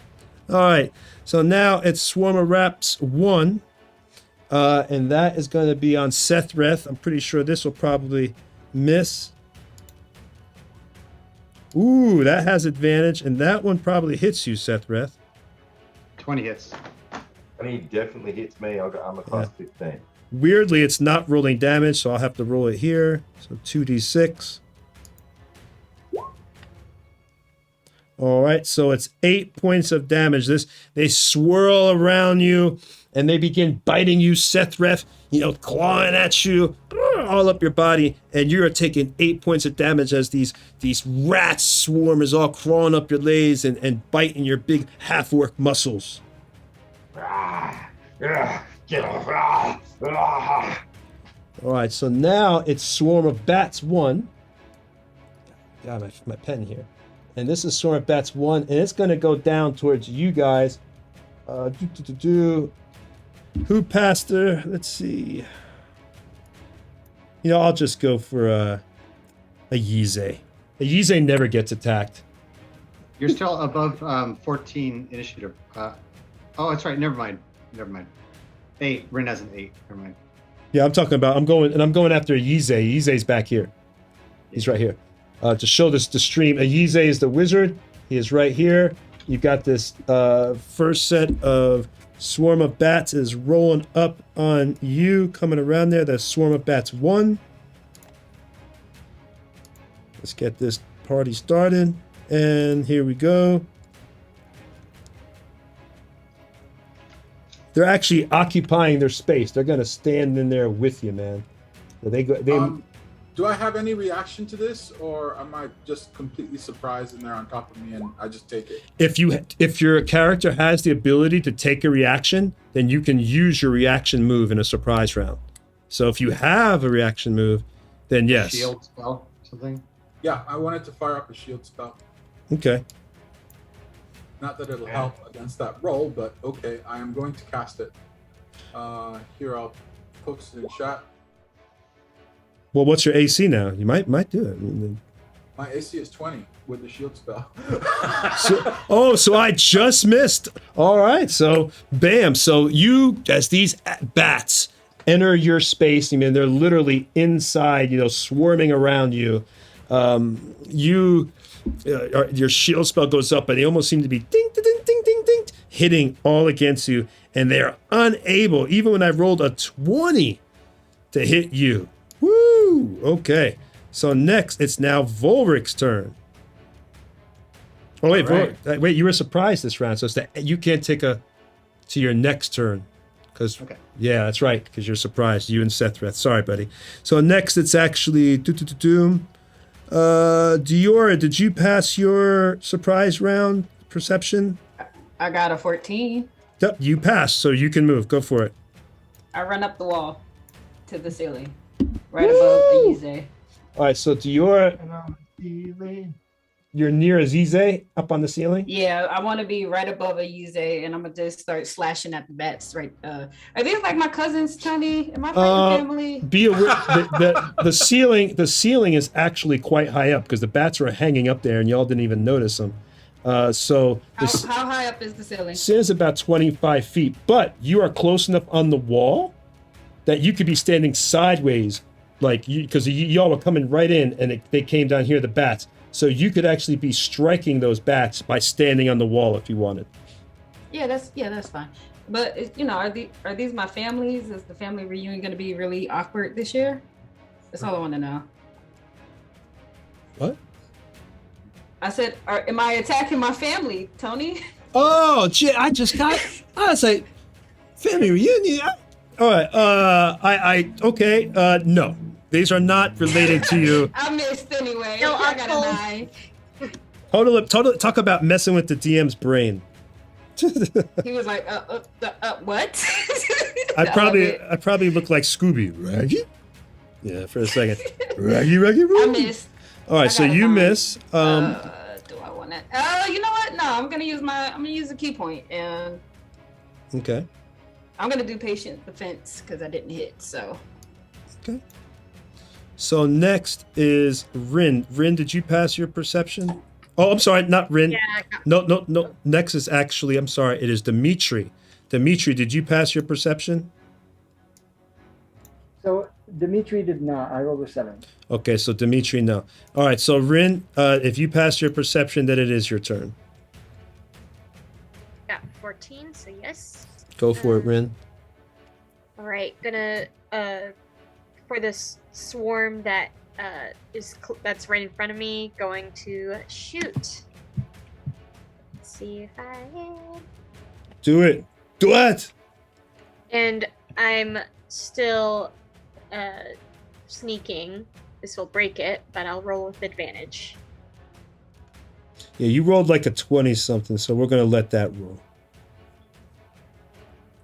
You got sneaky on the bats. Wow, impressive roll, 27 to hit.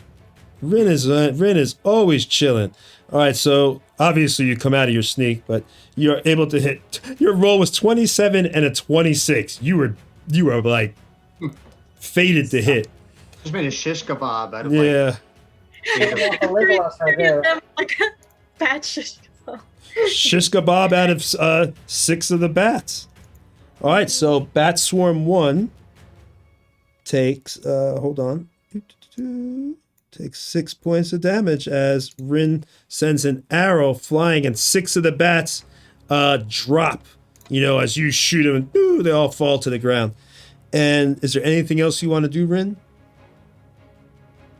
I'm going to send Bert to try to attack, and let me open that up to that same swarm. Claw attack.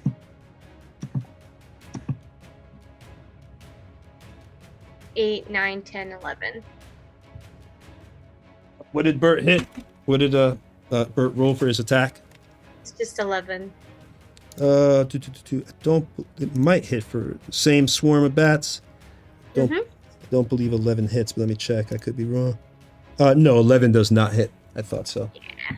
Okay. Still, you're kicking butt. You see, and people don't like. See, now you see why I love Rangers. People be sleeping on Rangers, man. All right. So, anything else you want to do, Rin, or is that it? As a bonus action, you can use Bert if you have it. He already used. She already used Bert. He just failed at the attack. But yeah, Okay. thanks. So we're good to go then. All right, so next it is then Swarm of Bats 2. And this one is going to, I guess the closest is good old poor Diora. So Diora is going to try to occupy your space next to you on the wall. Like it gets right in you because it's literally like they're in your area, like on top of you. Okay. So They have disadvantage.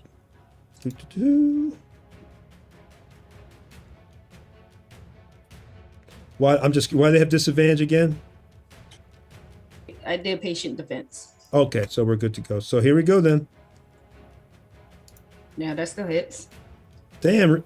Now I'm finally I roll on fire. I told you it was gonna be his night. I knew it. Yeah, but not with knew the it. with the bats and the rats. Ooh. Give it to me on the basket list. No, I'm glad that y'all succeed. Let's go ahead and all right. So this is 2d swarm is swarm of bats is 2d4. So not gonna kill you, but maybe. Ooh, I rolled a 1, so no, you're safe. You got 3 points of damage from that. And this is not necrotic, right? No. It's just regular old damage. Piercing damage, actually, if you want to know exactly what it is, piercing. All right, so that is Swarm of Bats 2. They come swarming around you. They're biting you as you're trying to attack the other swarm, and they are able to take off 3 points of damage on you. And now it is Sethrith's turn. Now you can move again, Sethrith. Man, it's foggy in this cave, eh? Oh, I can turn that down. Do y'all want me to turn the fog down a little bit? No. Never mind. Atmosphere. Yes, atmosphere, love it. I'm just gonna go ahead and rage, of course, so I'm not taking as much damage. And I will also go reckless and smash into him. All right, advantage for you. And what are you going to attack, Sethrith? The rats in front of me. Okay, so the rats. Okay, so rat swarm 2. Got it. Okay. Or was it rat swarm? Wait. Rat swarm 1. Hold on to. Oh, that's rat swarm 1. Rat swarm 1. Go for it. Come on, Sethrith. Roll it good. Put a smack on him. 25. Woo! That smacks him. And that's a total of 4. Is that already added on the rage there? Let me see. No, it hasn't. So it's 14 points of damage. All right. Yeah. So 1d10 plus 3. That's all correct. Yeah. So 14 points of damage. Okay. Nice. Anything else you can? Just start hacking down the ground.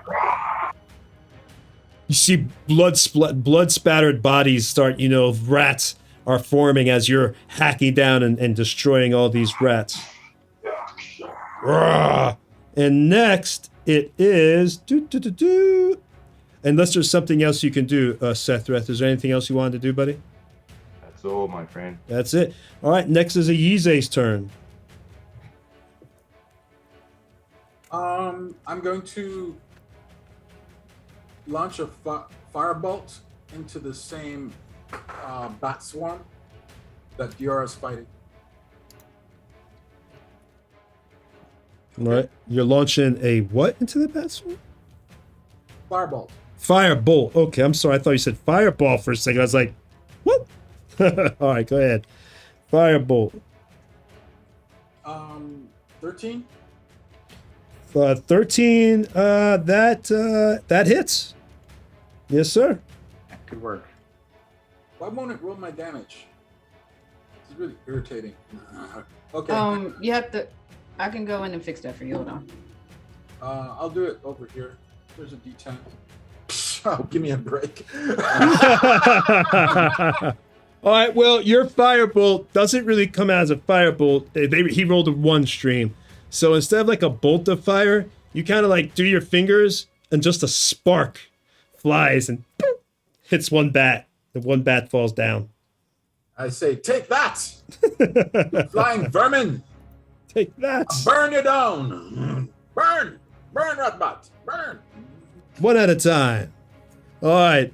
So, unless there's anything else you can do as Ayize, it's now Swarm of Rats 2 turn. They are still on Volric. They're going to try to attack Volric again, the Swarm of Rats. The Swarm of Rats 2. Come at me, you little buggers. Arrgh! Now they're a little, right? They're not 20 feet tall. No, they're not like the crocodiles. All right, so I rolled a 4. That I don't even have to ask. I know that does not hit. So the Swarm of Rats, you're continuing and just kicking them off as you're watching Sethrith smush his. But they miss you and they are not able to hit anything on you. All right. So next it is Swarm of Rats 1. Swarm of Rats 1 is going to try to hit Sethrith. Don't forget, they have advantage on me because I went all out my attack. Well, thank you for being honest because I can't remember every single thing. Thank you. Yeah. You're welcome, sir. Let's see. And that is, hold on, I have to make sure if they have less than half. Swarm of And rage So damage-wise, it's half. Ooh, almost, because that's swarm of rats one, but nope, they're still at full. Okay, so you get this. Swarm of rats. Add advantage. 16. Does 16 hit? Yes, sir. All right, 2d6 piercing. Let's roll that damage. What do we got? Whoa, Oh, that's a lot of damage. that's a big one, baby. That's a bad daddy roll big right there. All right, so 2d6, you take 11 points. So this is a big one. You're smushing all these rats and these other, the rest of the swarm.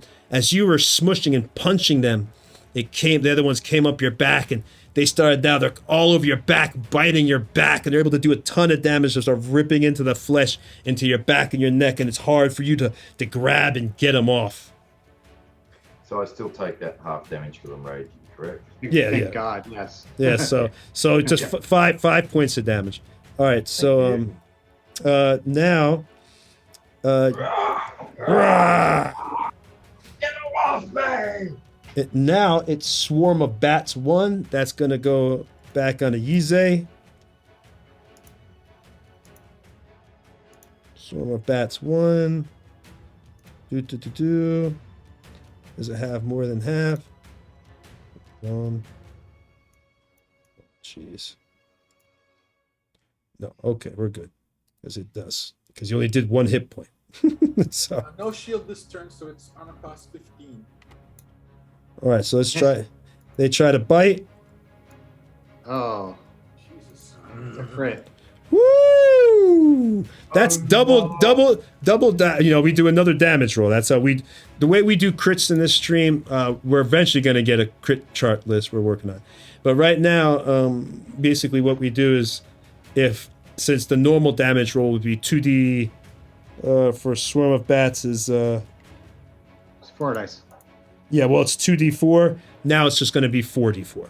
That's it. That's actually rules is written, yeah. Oh, well. I thought we tweaked it a little bit. I remember we had like a long conversation. My bad. Thought we had tweaked it or something. All right, so 4d4. You got lucky. I didn't do a ton. Only 13 points of damage. Only that might be enough for a easy. No, I don't think so. I don't think That this won't is take me down, but you did It hurts. 13 out of a possible 16 points. I'd say that's Oh, good. ouch. Don't worry. Run. You're going to make it. This is 5e, baby. You're going to make it. So it comes on, these bats are swarming around you. You had done your spark, but now they're able to come in and they're landing on your face. They're trying to rip at your face, and they're landing on your legs. And one goes up your robe and begins biting your stomach. So these things are all over you, just swarming and biting a Yize as he's being hurt by these things. All right. And now it is Volric's turn. All right, so I'm going to turn towards Aize, and I say, "Are we insects to be devoured by these abominations? No, warriors we are, ready to smash these rodents with great anticipation. Countless creatures we have slain, these creepies are no different. Clawed legs and hairy bodies shall be crushed and hewed. Ichor upon the ground. We bring death, we bring deliverance." And I'm going to hit him with a healing word as a bonus action. Okay. Hurrah! And that's going to be, what is that? Healing word second. It's a D4 plus a bunch of pluses. Let's see. The D4 with some pluses. With some pluses. I'll take all the pluses. All It the pluses. is All them pluses. 1d4 plus my spell casting ability modifier, which is a 4. So it's a D4 plus 4 for our buddy here. So you get this plus 4. Ah, shoot. Okay, well, it's 5. It's 5. I rolled a 1, but it's 5. It's And something. And then I'm going to cast Dissonant Whispers on those same bats. And so they need to make a wisdom saving throw of 12. And so I just kind of, after that kind of growl and a whisper kind of hits them all, and they have to make a saving throw. And they don't need to know your language or anything, right, for that? Nope, I can do it on undead even, constructs, everything. Nice, Thank okay. you. All right, so here we go with the wisdom save. Ooh, that's a fail. All right. So they take 3d6 damage. 10 is a fail, right? For you, right? Yep, that's a 12. So they take 14 points of damage. Ooh, that hurts them And bats. if they're not dead, then as a reaction, they have to do a full movement away from me, which is going to give 4 people attacks of opportunity as they fly away. Yeah, I think, well, they're not dead, but they're definitely more than halfway now, which means Gonna that be they dead do soon. less damage.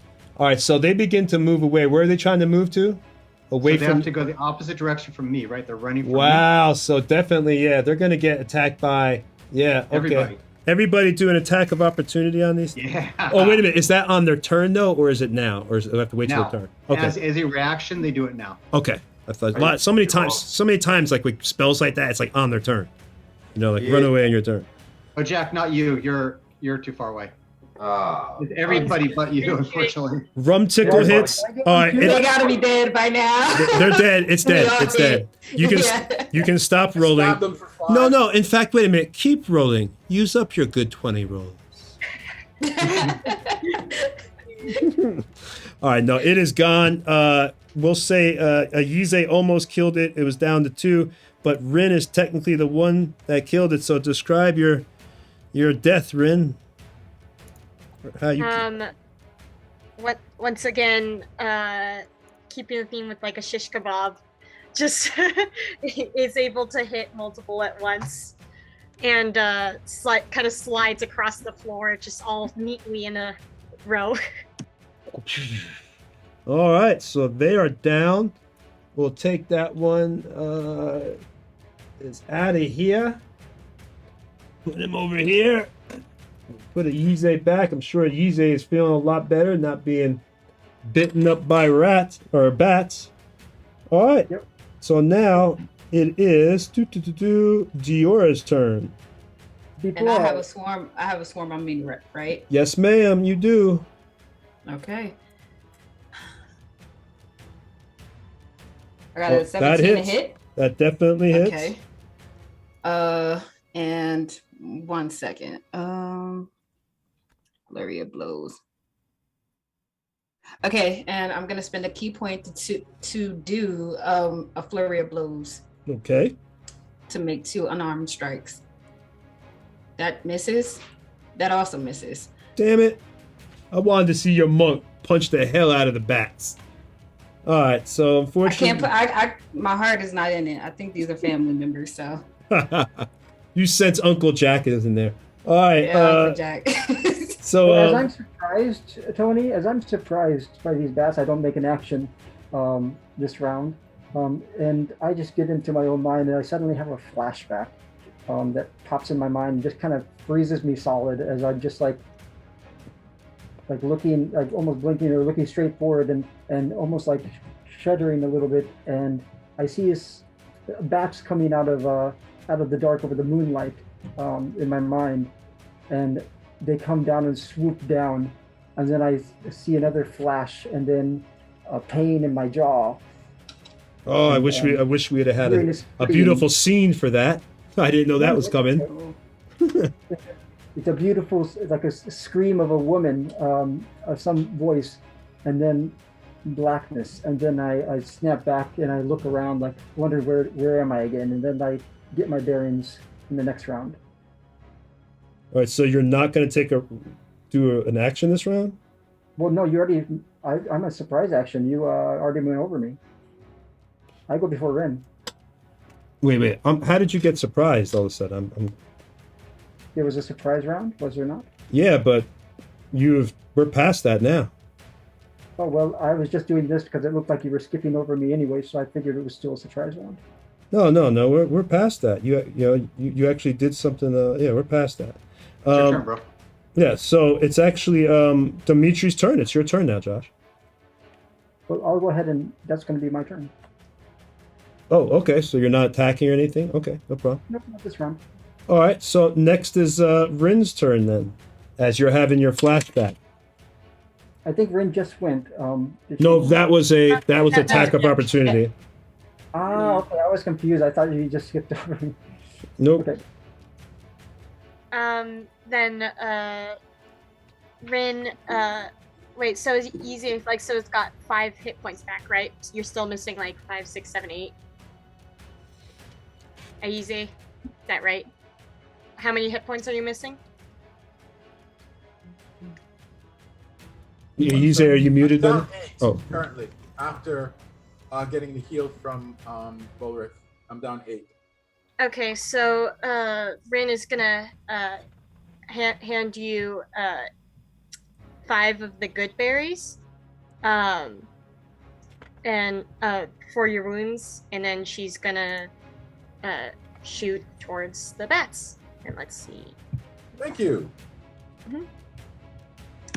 But this represents 5 meals, doesn't it? And it also your life. And then she turns and shoots. Whoa! 28. Oh, my God. Jesus Is that a Christ. crit? Rin kills Oh, you got a everything. crit. 12 plus 4. Oh, 16 points. I love her. I love her so much. She is like my savior. Oh my gosh. Well, that definitely hurt them. They're now below half the points there, so. I don't even know how it like Go goes. ahead. It did like a turn to like get all of them. I'm just weaving around. You just shoot your arrow, and I'm just like, oh shit. Okay. Oh, all right. So you do a huge crit as these arrows go sailing through, and 16 of the bats just drop as they're shish kebab and fall to the ground. It's not dead yet, so we're not going to go into crazy detail, but this thing is hurting.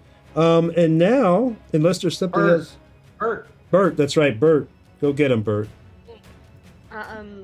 And it was rat pile number 2 that was attacking Sethrith, right? Yeah, but you've got like I said, the bats aren't dead yet, and then you got rat pile number 1 that's actually attacking Sethrith. Number 2 is attacking Volric. Gonna send Bert the Falcon down to nip it then. Claw attack. It's pretty messed up. You know what's crazy? No! I know What the heck? What is going on? Crazy. Double crit! Double This is the crit! night of the. Yo. I thought y'all We said made Bert a mascot. We gotta get a mini for Bert, man. Do we have a mini Yeah. for Bert? yes, Oh, yeah, Bert. Bert is right here. We do for sure. Here's so the this mini. Falcon just tears up these rats. Well, I'm loving it. Crazy. Wait, He really hates rats. the Falcon likes to eat rats, so maybe Bert was hungry. Yeah, you know, it's Wow. natural. Double damage too. Yeah, 12. Yeah, that's why it's 12. So we got a total of, you did 12 points of damage on Rat Swarm 1, the one that was trying to attack Sethreth. So minus 12. Well, boy, you guys are kicking. I'll tell you, man, what's really crazy is that you're a better Dungeons and Dragons player than your dad. I press the buttons and they do things. That's probably why he bought you along. All right. He's like, yeah, she'll help me win. All right, so it's actually now Swarm of Bats 2, but Swarm of Bats 2 is now below half hit points, so it is not going to be doing as much, but it's still going to try to get Diora. No. Not even a hit. All right, so so there we go. I even got a crit tonight. That's crazy. Everybody critted. All right, so it does not hit you. And let's go ahead, since this is the top of the round, let's take a break real quick. Everybody got, because that's like 9 o'clock, everybody got 5 minutes to take a break. I'll be back in about 2 minutes. Erik, if you want to talk to the stream and ask some questions until I get back, you can, or if anybody else wants to stay, I'll be back in 2 minutes, people. Can we name our group after Bert? He has to be Yeah. like the team name Bert, now. yeah. Yeah, for sure. Bert and Company. Yeah, it's just like the real main character of the party is just Sidekicks. Yeah, it's like there was that old cartoon with there was a dog and he had his boy Sherman. Someone help me in the stream. What was that old show?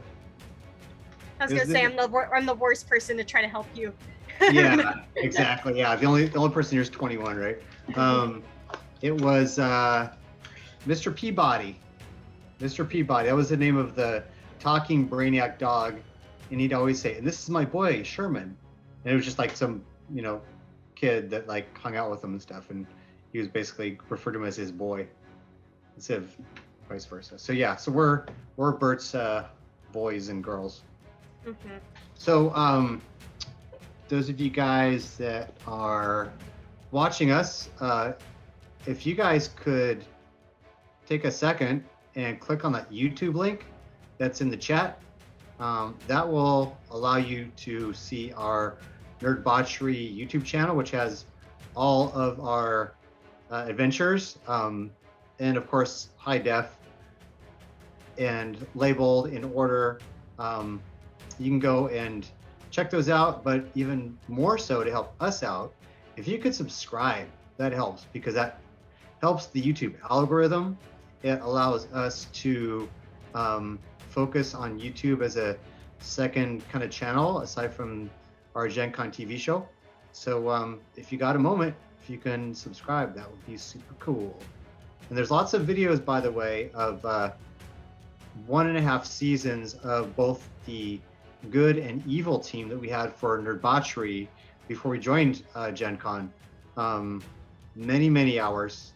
And now it was basically almost 2 years of gameplay. And many of us that are here, we're there now. Well, it's technically half of us, for counting Chris towards the end as well. So we have some pretty good shows. I think worth watching. Anyway, any questions, guys? Merc, how's it going today, Merc? Since you're the one that's chatty at the moment. Where do you live, Merc? If you are in front of your keypad. I know a lot of people do watch us in different, what's the word I'm looking for? Capacities. So some people will be painting minis. One of my friends actually sends me Facebook Messenger pictures of him painting and watching our show on YouTube. So we have fans that we don't get to talk to, but follow us. Based out of Colorado. Oh, very nice. And Mark, so how long have you playing D&D for? I assume you play also.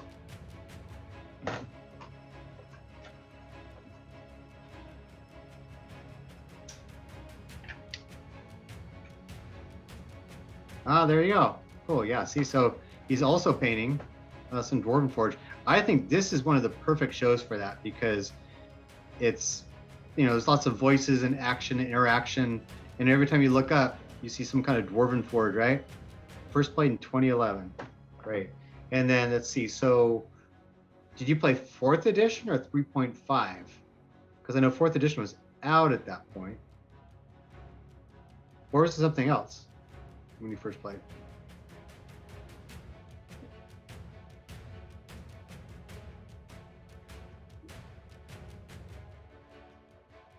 He's like, I'm trying to paint, dude. Stop asking me questions. Yeah, I was just wondering what edition of D&D you played first, Merc, but if you're painting, no worries, buddy. Go ahead. Would like to do our kind of weekly advert for our buddy Sethreth for his company. Oh, wait, 4E, but we also played Pathfinder and Mutants and Masterminds. Is that Mutants and Masterminds sounds like it was a superhero game, superhero base, probably. I'm guessing it was. My favorite superhero role-playing game I played for 15 years. It was called Champions. It was Hero System. Absolutely loved it. The point by the absolute huge variety. Yeah, superheroes. Okay. Yeah, I loved Hero. So the Hero System, you may have heard of it. It was just tops for me. I even played it more than D&D back in the late 80s and through the 90s. And I got back in D&D later. But yeah, that's cool, man. Superhero games can be really fun, especially if you have the right terrain, knocking enemies through walls and picking up cars and stuff. It's really cool. Go ahead, bud. I said I really want to play that Marvel minis game that came out, like Marvel. I think it's called Crisis Protocol. But I can't find anybody to play it. But it looks really cool. Like you actually like get a team of superheroes, and you basically it's like a kind of like a war game. But I guess like I've never played any war gaming, so I don't know. But that's what it looks like. But you're using Marvel superheroes, and that looks really cool to me. I actually really want to try that. The caverns are getting more wet. As you could see, the day is getting more humid, so that's why you see the water on the cavern floor. It's the humidity of the jungle environment. That's how realistic our stream is.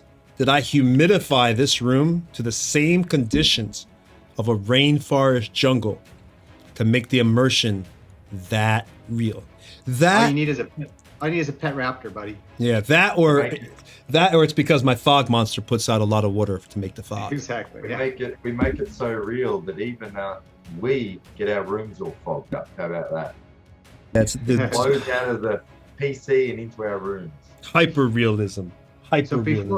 before we jump to Sethreth, just real quick, that Marvel game sounds interesting. It sounds like one of those squad-based tactical combat that are very popular these days.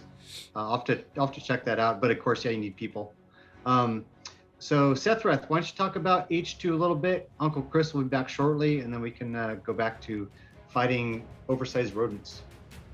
Yeah, so as majority of viewers probably know by now, I'm the owner of Project H2. We make all sorts of items, especially specialized ones for Dungeons and Dragons, dice towers, special cases to keep all your dice and minions in, as well as rolling trays to roll on in games, even little fancy little jails to put your dice in when they've been misbehaving. I'm actually, last week, finished a very special order for Erik, truly. It was for him. And it is ready to be shipped off this week. I can't release any information until he receives it because he's only seen the initial designs and a couple little snapshots of the initial start of the build, but he has not seen the finished product, and I want to surprise him when he receives it. So stay tuned for that. To be honest, I was very tempted to keep it for myself. I liked it so much. But, It still charge me, right? Still charge me though. Yeah, I'm going to charge you. I think it's going to be a crit base where you get charged double. Yeah, for sure. Nice. So that's going to be coming out. There's some special little add-ons I've chucked in for you, Erik. So keep an eye on that when it arrives. I can't wait. Can't wait to show it off too. And so I'll just allude to the stream, that stuff we talked about today, earlier in the stream, and regarding the rune magic. You're going to see a connection with this magic sword. Sure. Ooh. Very, very special item that was integrated into this order was making sure that Erik could utilize that in game. So it's pretty cool. Cool. Can't say So we are all back now. Was there anything else, Seth, you want to say? I'm all good. Thank you very much. If the stream has any more questions, they can ask real quick. If not, I'm just going to jump right back into it. No? Go for it, buddy. Okay, let's rock. All right. So we're at the top of the round, and it is Sethreth's turn.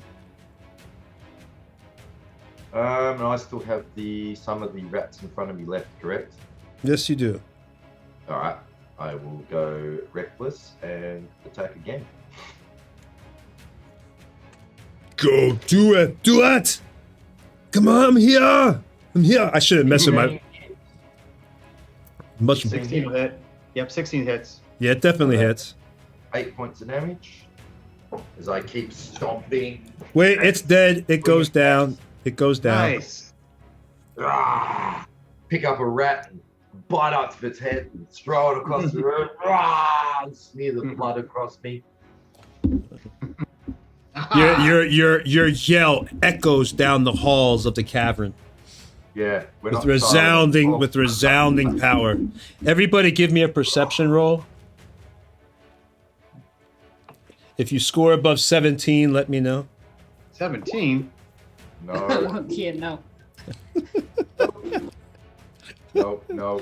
If you squint your eyes at the 9, then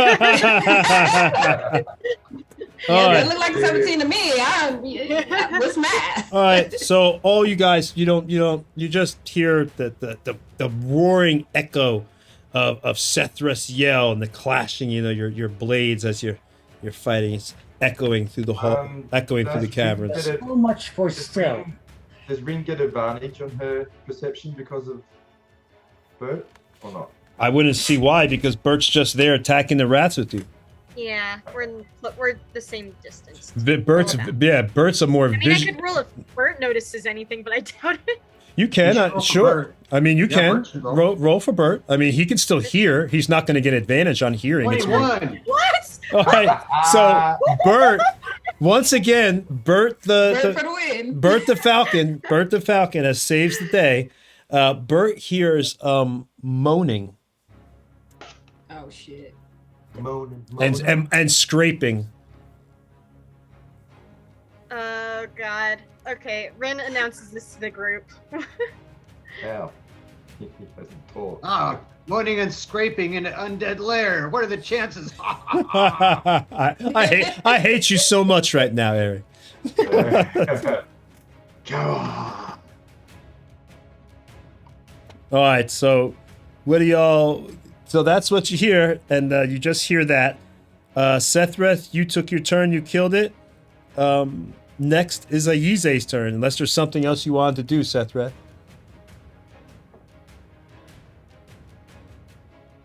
All good, man. You're good? Okay. Ayize, it's your turn, buddy. All right, I'm gonna firebolt the bats that are engaging Diora up by the ceiling. Oh, all right. There's no bats on me. Nope, there is not. There are no bats on me. Okay, so Got no bats to hold me down. But I can't hit crap, so I should move out of town. all right, the firebolt goes somewhere else. All right, there's a reason I should stick to magic missile, but I was saving it. Magic missile's the bread and butter, baby. You've known this. You've played D&D for years. That's the butter, baby. That's the bread and butter. But these are just trash. Come on.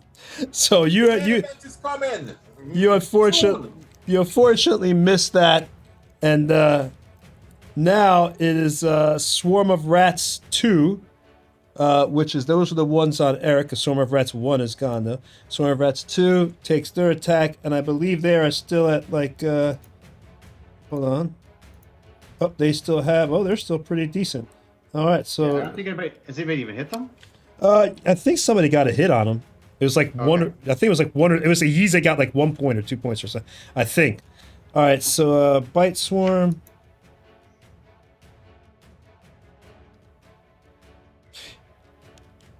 All right. That'll miss.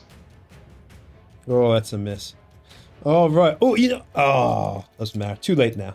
Okay. So let's go. That misses, and next is Volric's turn. All right, so I realized right after I did it, and I didn't want to slow the stream down, you cannot cast 2 spells in one round, even if one's a bonus action. The other one has to be a cantrip. So this round is when I cast the healing word, so that's now he has 5 hit points, okay? So that's my bonus action for now. Okay. And where was the moaning coming from? Roll me perception to tell the direction. Give me a 13. Or not.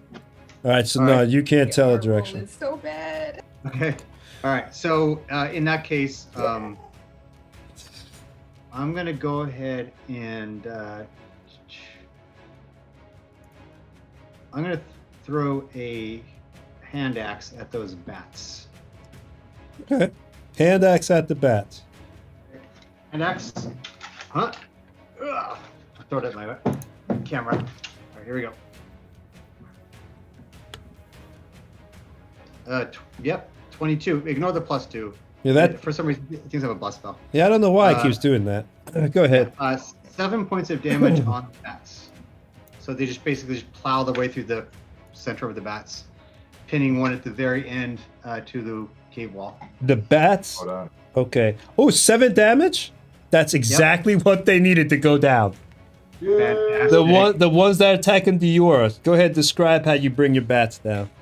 Yeah. So in that case, I wait for the right moment where they're all bunched up in one area, and then I hurl it with my 16 strength, and it flips quickly through the air and plows through them, and wings and bat parts go flying, and one last bat gets pinned to the cave wall as the axe sticks into the wall.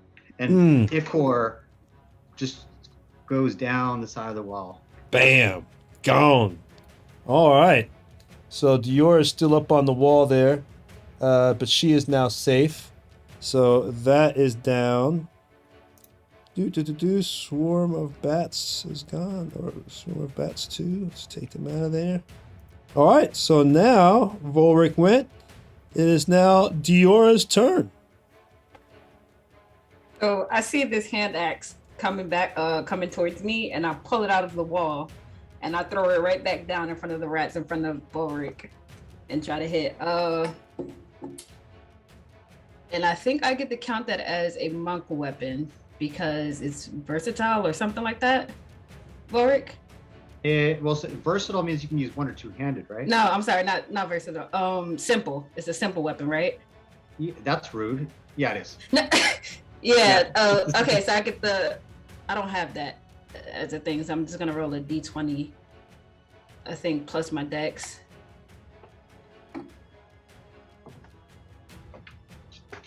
No.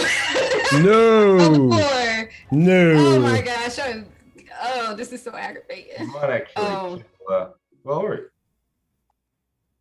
That's what happens when you roll. I just pick up the thing and I'm just like, oh, that's disgusting, and drop it. That's what it just drops. Wait a minute. You're being what you are. If the stream doesn't know, you could tell them what you are. But being what she is, how is it that disgusts you? That should make you hungry. No, this is family. That's true. That's true. I mean, the rats, they're not really, they're like the worst of the worst, but these are like my cousins on my somebody's side. All right. Yours has preferences. Right. This is like the cannibal question all over again. So you. Yeah, I missed though. So, but, what can I do? Yeah, I'm gonna stay on the wall. I'm not gonna move. Okay. All right. Now, then it is Dimitri's turn. Are there any more rats left? I know the bats are taken. Yes, there's rats are right in front of Volric. Dimitri is going to take his hand off the cavern wall and like, ugh.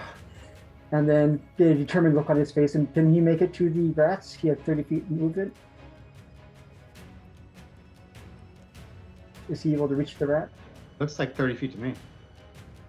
From where you're at? Yes. 5. Hold on. I'll have to put my fingers all on the string. 5, 10, 15, 20, 25, 30. The rats are 35 feet.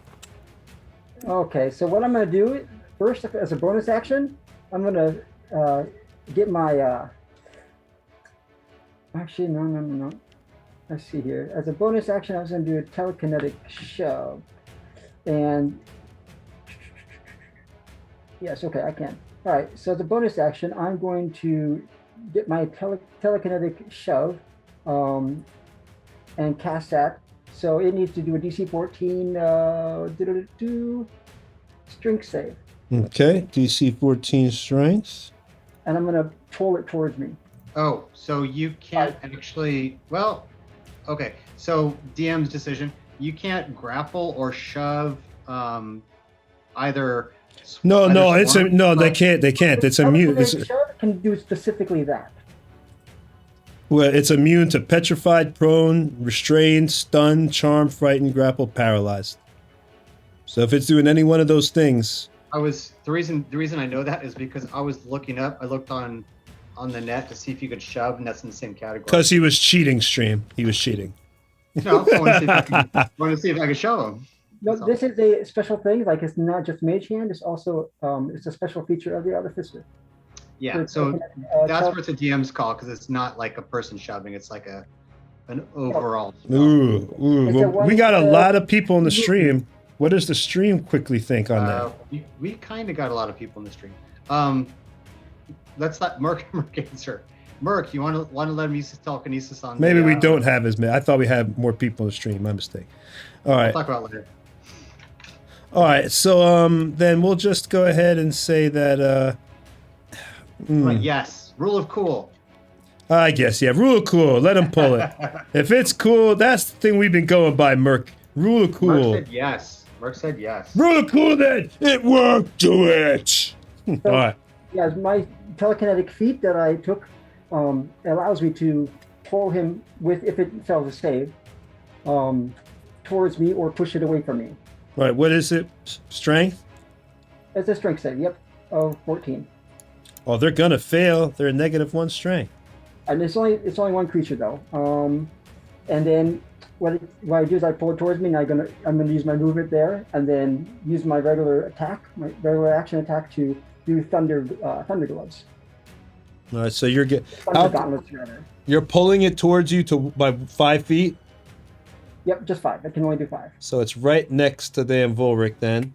So it's now exactly 30 feet from you. And then do you want to move any closer? Well, that means I'm going to move my full movement to 30 feet. All right, so you're right up on it. And then I strike for 15. 15 hits. Nice. I do 12 damage of thunder damage. Nice. Well, 12 thunder.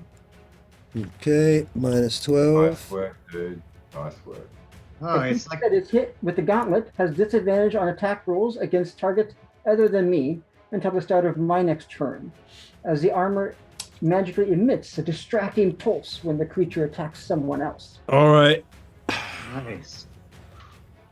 All right, so it's at the top of the round. All right, everybody, give me another perception. I think you skipped Ren. Oh, I did. Oh my God, Rin. I'm That's the only sorry. way you can stop her is by just not even. I'm trying to get rid of her. He won't let her go because she's good. She's too good. She's too good. Stop. She's killing everything. No, Rin, go ahead. Go ahead, buddy. All right, gonna shoot for those rats. Will she need to move from where she's standing, or does she have a clear shot? She can get to it. All right. No. 22. Of course she hits. Damn, that crazy dex. All right, and a longbow +1. We now know DM should not have said longbow +1 for a weapon. All right, so you are able to take 7 more points of damage off the rat swarm. It is now below half, so that is good for you. Right, and gonna send Bert out. I swear, if Bert kills something else, I love it. Do it, Bert. Crit. One, Bert. Do it. 13, that does hit, but it doesn't kill it. But that does hit. Yay. 6 more. Ouch. All right, so -6, 13. All right, so there's not many rats left in that swarm. That is for sure. Anything else you want to do, Rin? That's all. I think that's all I could do for now. All right. All I can do. Everybody roll me a another perception. This time, all you gotta do is pass a 13. Nope. Rat stomping time. 22 this time. Now I'm coming back. Am I rolling with advantage? For perception, no, I wouldn't say advantage, but Bert does get a roll. Bert gets a roll. Let's see if Bert is just like sees and knows everything. He seems to. What? Damn, Bert is. I'm telling you, man, Bert is your best character in the game. Yep. All right, so I should just play Bert at this point. yeah, just don't Shit, even let me just play Bird at this point. retire Rin, just play Bert. All right, so everybody who passed their perception, you'll just roll normal. If you didn't pass your perception, you're going to roll at disadvantage for this. Now, so you thought it was undead, but coming through behind y'all is a brown bear running at full pace. And anybody in its path, all the way up to Sethreth and everybody, you're up on the wall so it doesn't hit you, but everybody else has to make me a contested strength throw against this bear or you're knocked prone. Uh-oh. Okay, how about it? Can I Tony, can I help lie down anyone? to- How about what? I'm Can sorry. I Chris, lie go ahead. down to avoid getting hit? Okay. Yeah. You know what? Did you pass the perception? If you pass your perception roll, then yeah, you can go ahead and make it because I failed the perception roll. Oh no, your timing isn't gonna be. I gotta say it like Stefan. Oh no, I'm sorry. I'm not making that strength save. I'm just gonna lie down prone. That's not true, Yize. Accepting your fate. You've been eating your Wheaties. He's got like a I'm not -2. doing it. I just look and said, "Oh no," and I just fall down. Lie down prone, and I start eating good berries. Could I help? 7. I'm not going to roll. All right, well here we go. I'm gonna roll my strength, and everybody just. Dimitri rolled a 4. Sorry, I can't see where the. I got a 15. So if you roll your perception, then you're at disadvantage. But if you roll perception, then you're normal because you saw it coming. Like you could sense it. Like, whoa, what's that? And just were able to see it from behind, or know it was coming. What was Do I roll because I'm on the wall? You can, but there's no need. I mean, you can see that you sensed I it was in gonna time. ask if I could help. If I could help someone. I'll let. I mean, yes. I didn't pass, but I know Ren passed. So then, if she Rin, says Rin, it to me, Rin didn't Since- get it. since- Rin rolled 7. Since you're on the wall and it can't hit you and you're immune, then even though you didn't pass your perception, I will allow you to take an action because you're completely out of its path. okay. So who's the closest to me? Ren is the closest, right? Yes, but she did not We pass. gotta save the moneymaker. I'm gonna try to grab her Well, she has to see if she. in a respectful way. What I'll allow for that then, since you're giving her like the help action, is you'll negate her disadvantage for the strength throw. Cool, All right. cool. I'm sorry. I've been hunting for it. Where's the strength save? Right by, just click strength. It's to the right of Is it the top? dexterity. The top? Is that the top? Yeah, under it's like right strength? beneath where it says proficiency bonus. All right, got it. It should Just be the making first sure I'm one. clicking the right things. Normal roll. Oh, God. critical! Critical! I do a backflip. Damn. Yo, Rin is. Tony, you better she check her. is killing it. Oh Eric- my God. Hey, look, all I know is Erik worked for Sega. He understands computers. I'm not saying the man is cheating, but it is strange that his daughter keeps critting. It's impossible as far as you know. No. As far as I know. Where you just went nat 20 after nat 20 after nat. All right, so And then Rin. by the time it matters, I'm gonna die. So Rin is back up with the help action, but who else didn't pass? Because you got Dimitri was in the way of this. You got Dimitri did a test of perception, but completely failed the strength. if you pass your then yeah, you're still down because you still failed even with normal roll. How about you and Volric and Sethreth? Did you all pass your strength? I wasn't sure if I was in the part of that because I saw it stop there. But yes, I'll roll now. Yeah, it just dashed all the way through y'all like boom. 19. Ooh, yeah, you passed. So Volric, it pushes you back a little, but you are up. I just dig my heels in and make like a wall with my gauntleted arms and kind of slide back. Yeah, so it pushes you back like 5 feet. How about you, Sethreth? Did you pass, buddy? What did the perception roll have to be? I got 12. You have to roll above 15. Oh, okay. All right. So I'll be at disadvantage then. It's not athletics, actually, Volker. It's straight strength. I think you rolled the wrong thing. No, it's athletics. No, it's athletics. Always athletics. I was thinking strength. That's true. I don't Because have. that way you get to use proficiency bonus if you have it. Oh, I wish I had a proficiency bonus from my bear. So is it meant to be athletics or strength? You can do athletics. It's not a saving throw. It's athletics. It's different. I was doing a contested strength, though, like strength versus strength. Here's a big difference for you, my brother, because you are raged. You did have advantage, but yeah, you still missed. All right, so you're down. You're down. So both you guys are down, but Volric the Brave is up. Yize didn't even roll. He just was like, "Oh hell no," and just laid down. He just looked at it. He That definitely was read it. some books about bears. He just sat right back on down right now. So that's where Yize is at. And Dimitri, you got knocked down. So yeah, we got 3 people up and 3 people down. And Bert obviously is up because he's a bird. Unless did he fail? Bert No, maybe. he made it. Oh, he made it? And Okay. didn't roll for the strength save, but also he's flying. I So would've- I doubt it.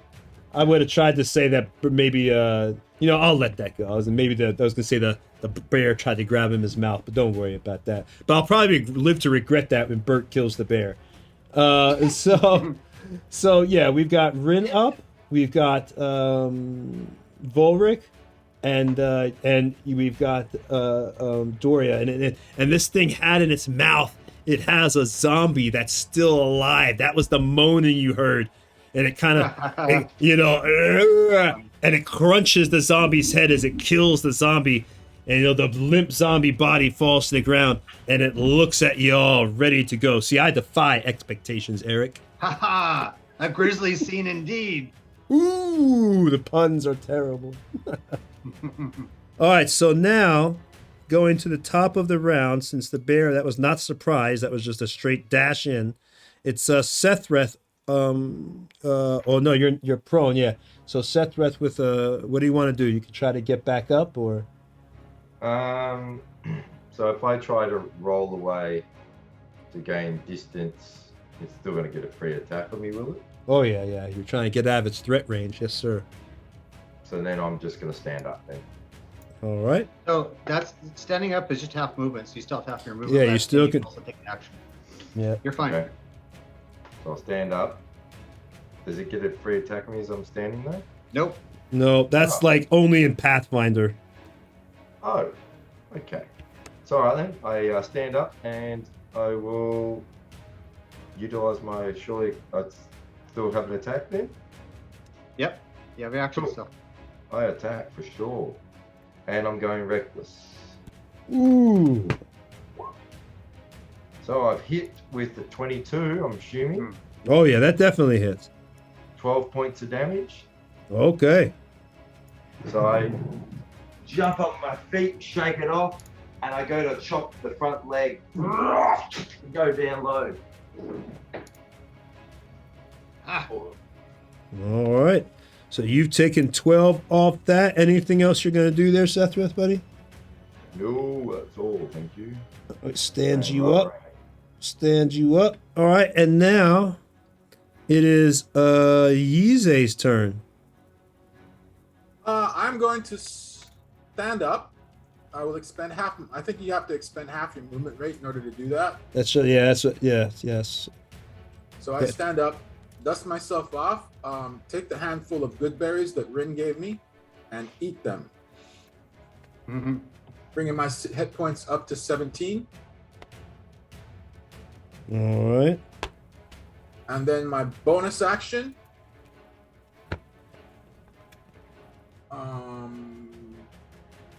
So the only one thing we see is this bear and the zombie struggling in its mouth. Well, no, it killed the zombie. It crushed its head. So the zombie is no longer a concern of yours. So just this bear. Just the bear now. Okay. If I move away from it, does that trigger an attack of opportunity or? It ran past you. Yeah. all right. It knocked you Yeah, down. I'm So gonna back you're. off and take a defensive stance. Then I'll pop my dagger out. I'm not gonna cast on this thing. All right. So you're just going to leave it alone. All right. So you back away. Well, I already took my action. I ate berries. Oh, okay. I thought you still. Okay. My bad. No, All no. right. The only bonus action I could really take is to fire another shield or prep the fire breathing, the dragon breath. But I don't want to do that. Cool. Why That's my not? action. You can go ahead and do it. Go for it. He just wants to save his spells. Save No, it. I'm saving the dragon breath. All right. So next is Volric. All right. So I say, haha, you show that bear who has the bigger bite, Sethreth. I'm gonna run towards him, and I jump in the air and clasp both my hands together. I come down. I try and do a double hand smash in the back of his neck. So unarmed strike incoming. Here we go. Oh, that'll miss. Yep, set. Well, wait. Well, 11, 7 plus 4. No, ignore. Oh, that's that damn bless. The bless. I don't know why it's doing that. Yeah. It's your. Yeah, so it's I your. missed. Yeah. All right. And then I'm going to go ahead and hit Diora with inspiration as bonus action. All right. Maybe the blessings from the island. And it is Diora's turn now. And I'm gonna look to Ren and I'm gonna say, "Can't you? You're a ranger. You can speak to these, and you can speak to animals, right? Do something. Do something. You've been doing something. You've been doing like great this far." Yeah. And I'm gonna run along the wall if I can get close to the bear. I want to run towards the bear if I can along the wall. The bear is not next to the wall. It's off Okay, so because you see there's a gap. How high is the ceiling again? You said 25 feet. Yeah, you didn't have to go up that high because remember, the bats came to the side. So I'd say you're about 12 feet out. We'll just say 10 feet up. Okay, so I want to run all the way up so that I'm hanging upside down. Okay. And I'm gonna walk across the ceiling Okay. and So- get as close to the bear as I can. You can get above the bear, right? That'll be all your movement just to be above the bear. To go up 3 and then over 3. So you'll be right above the bear, hanging upside down like this. I'm sorry I don't have string to hang you upside down. That's fine. That's fine. We'll just Can put you I- on top of the bear. Oh, I'm about to do something dangerous. Can I attack the bear, like jumping off the ceiling, like falling from the ceiling? Can I attack the bear while I'm falling? Like fall on top of it?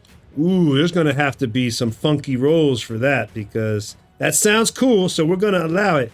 But I want to see some acrobatics or something, for that one. Or Remember, if you miss your roll, you have a D6 inspiration from me. Okay. if you fit. I got a 60. Oh, I'm sorry. I didn't even. Go ahead. Oh, well, you passed. I was going to let you in, so you passed. 16 was the number I was actually going to use. So you made it. Y'all Okay, so go ahead. say, what do you Explain do? it. You could explain it. Well, no, you can describe so- your attack. So you just see Diora like run across the ceiling. I don't know. Can they see me run across the ceiling? Because then. They'd have to roll perception, but we'll just say for coolness' sake, they all can. They all see your awesomeness. Yeah, I just watching. I watch. I miss though. Yeah, I just run up the wall and across the ceiling, and then like I just take my comma and I just take another leap of faith, and I'm just gonna try to attack it. All right. I got a 10, but I'm gonna use my D6. Correct. I got a Yes. 16. Yes. Teamwork. Well done. Well done. So, Very cool. So 16, Tony. yeah, that hits. Great. Okay, so that's 6 points of damage. And as my bonus action, I'm going to use my last key point to do a flurry of blows and try. This And try the bear is try to yelling. attack it The again. bear is.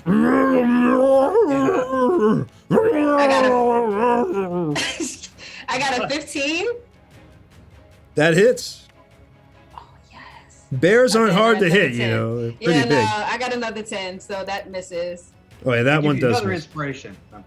And now, and I'm just on top of this bear now. Well, you just did. hanging on, being thrown around like I'm running a ball or something.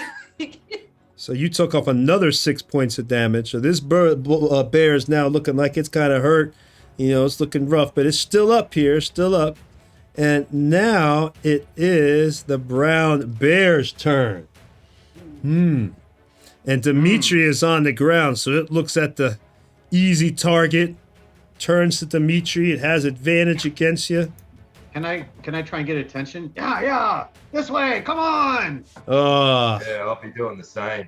Oh, you big stinky bear, Abby! If you And roll, I'm on his back, I'll tell you Tony, so what. I'm definitely This thing is trying this to get his thing. attention. This thing is in attack mode. I'll let one of y'all try it because not all three, but one. If you crit, the bear will not attack Dimitri and will attack you, that character specifically, for the rest of the battle, so you can strategize that. So there's a huge advantage if you crit. You better roll a crit. I want to see a natural 20 here. We should let Ren do this. Ren, can you roll for me? And Rin cannot roll. No, I'm joking. Whoever you want to roll can roll. Whoever you want to roll. Are we just rolling a d20? Eric already rolled for you. Oh, Erik. I was But, trying to get him on me. Unfortunately, Erik did not make it. So nope, only one person could try it. So an act. Go ahead and eat him. I was kidding. Don't eat him. I need him. So this bear is now gonna go for. If you had critted though, man, you would have had that thing all over you, man. It gets a multi-attack. Josh. So it goes down. It does 2 attacks, one with its bite and one with its claw. So we'll do the claw first because it doesn't like you. 19, I assume, hits. Why am I not rolling damage? I think roll 20's having a problem tonight because all of a sudden I'm not rolling. 19 does hit, yep. In a damage roll. So I get 2 dice 6 plus 4. So let me roll my 2d6. It's not a giant bear, right? 2d6 plus 4, so 13 points of damage right there because that's a 9 plus 4. So you take 13 points from the claw. And what did you say, Erik? I mean, It says it's not a giant bear, right? no, it's not. Come on, y'all gonna let me ever live that crap down? Come on. This will be our joke for the next year now. Oh, okay. Oh, I know a joke we can say about you. That's not a giant, is it? Oh no, the other joke. I'm not sure which one. But... You know the inside joke. Anyway, The bite misses. That's 16. 16 misses. I'll look at that advantage. Yes, you have 22. Yes, advantage. So it hits. You do hit. Yep. So 2, and the bite does 1d8 plus 4. 1d8. So 4 plus 4, 8 points of damage. So a total of 13 plus 8. What the hell is that? That's 21. 21. So 21 points of damage to Dimitri. I look pretty ravaged. This thing is the one that town on me. It's like I went to Yellowstone or something like that and pissed off a bear. All right, so this thing comes in. Now this comma when Diora came down, the bear got enraged that it was being hit and attacked. And it turned and took out that rage on Dimitri, ripping and clawing at his flesh. Not like the movie Revenant, but definitely he's clawed up and it's gonna leave a scar. You're gonna need a doctor. All right, so you got your 21 points of damage, and now it is Dimitri's turn.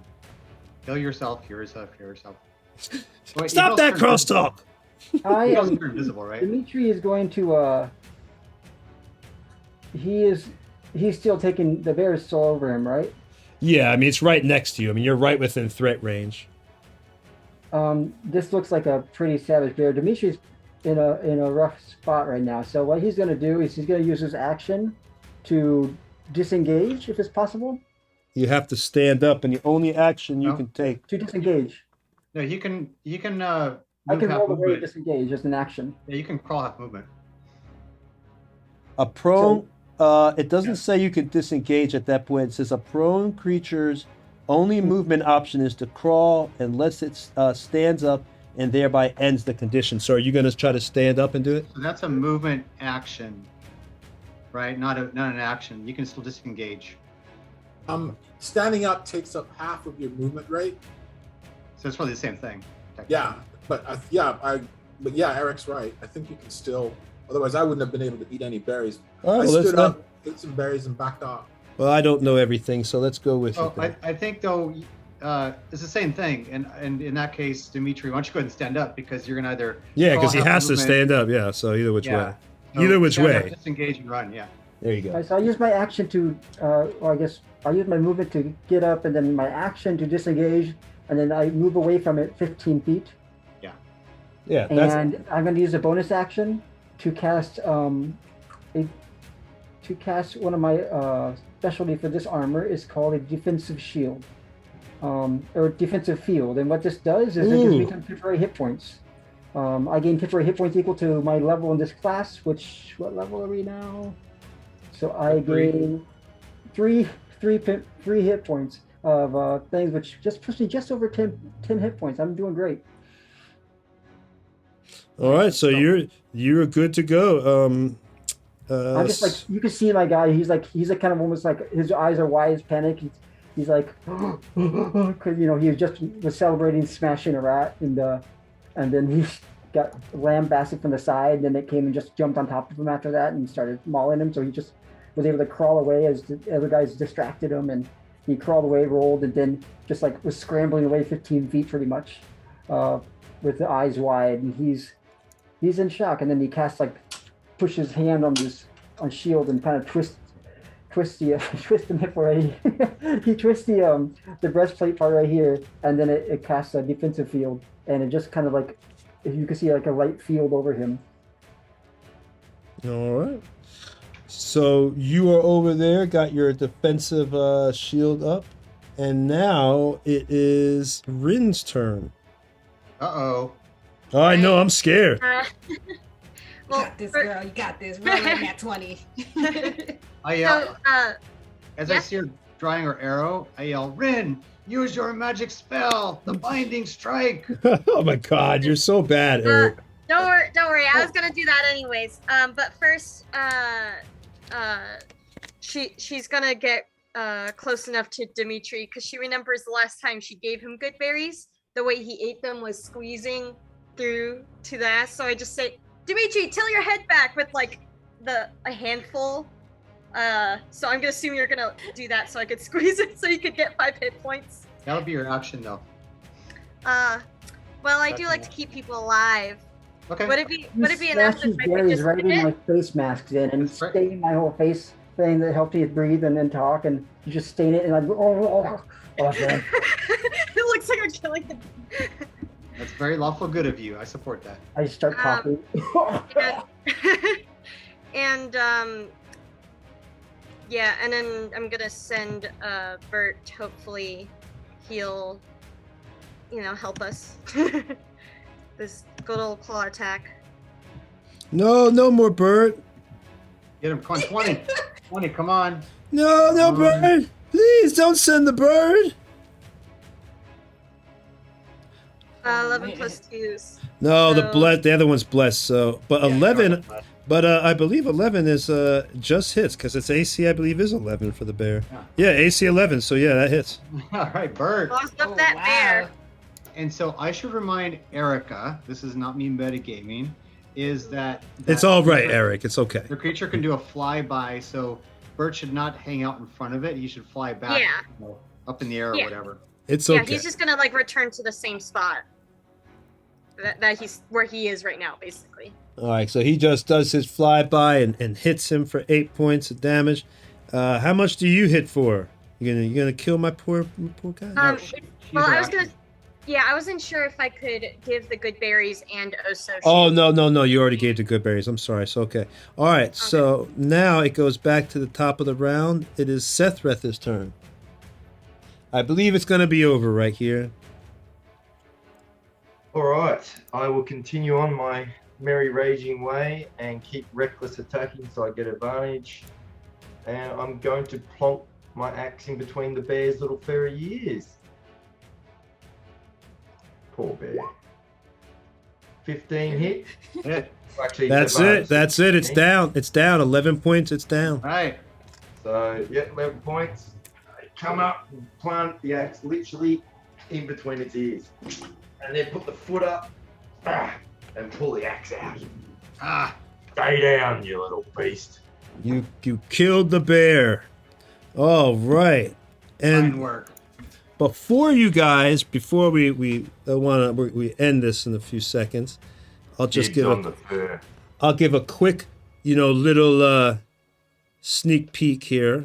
Really quick question though. How much do those berries heal me for? 5.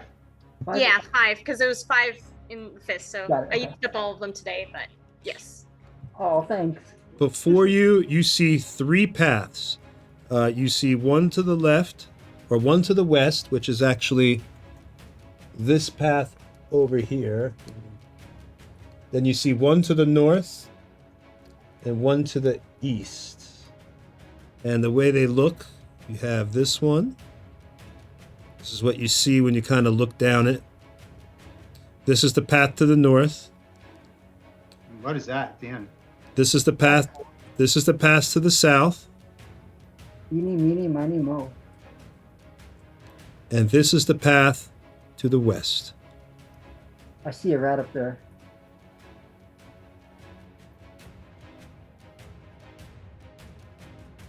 So next week, you all will have to choose which direction you're going to go explore first. So it'll be north, east, west, and what else awaits you in this cavern of the zombie mistress. You know zombies must be nearby because, the bear came in.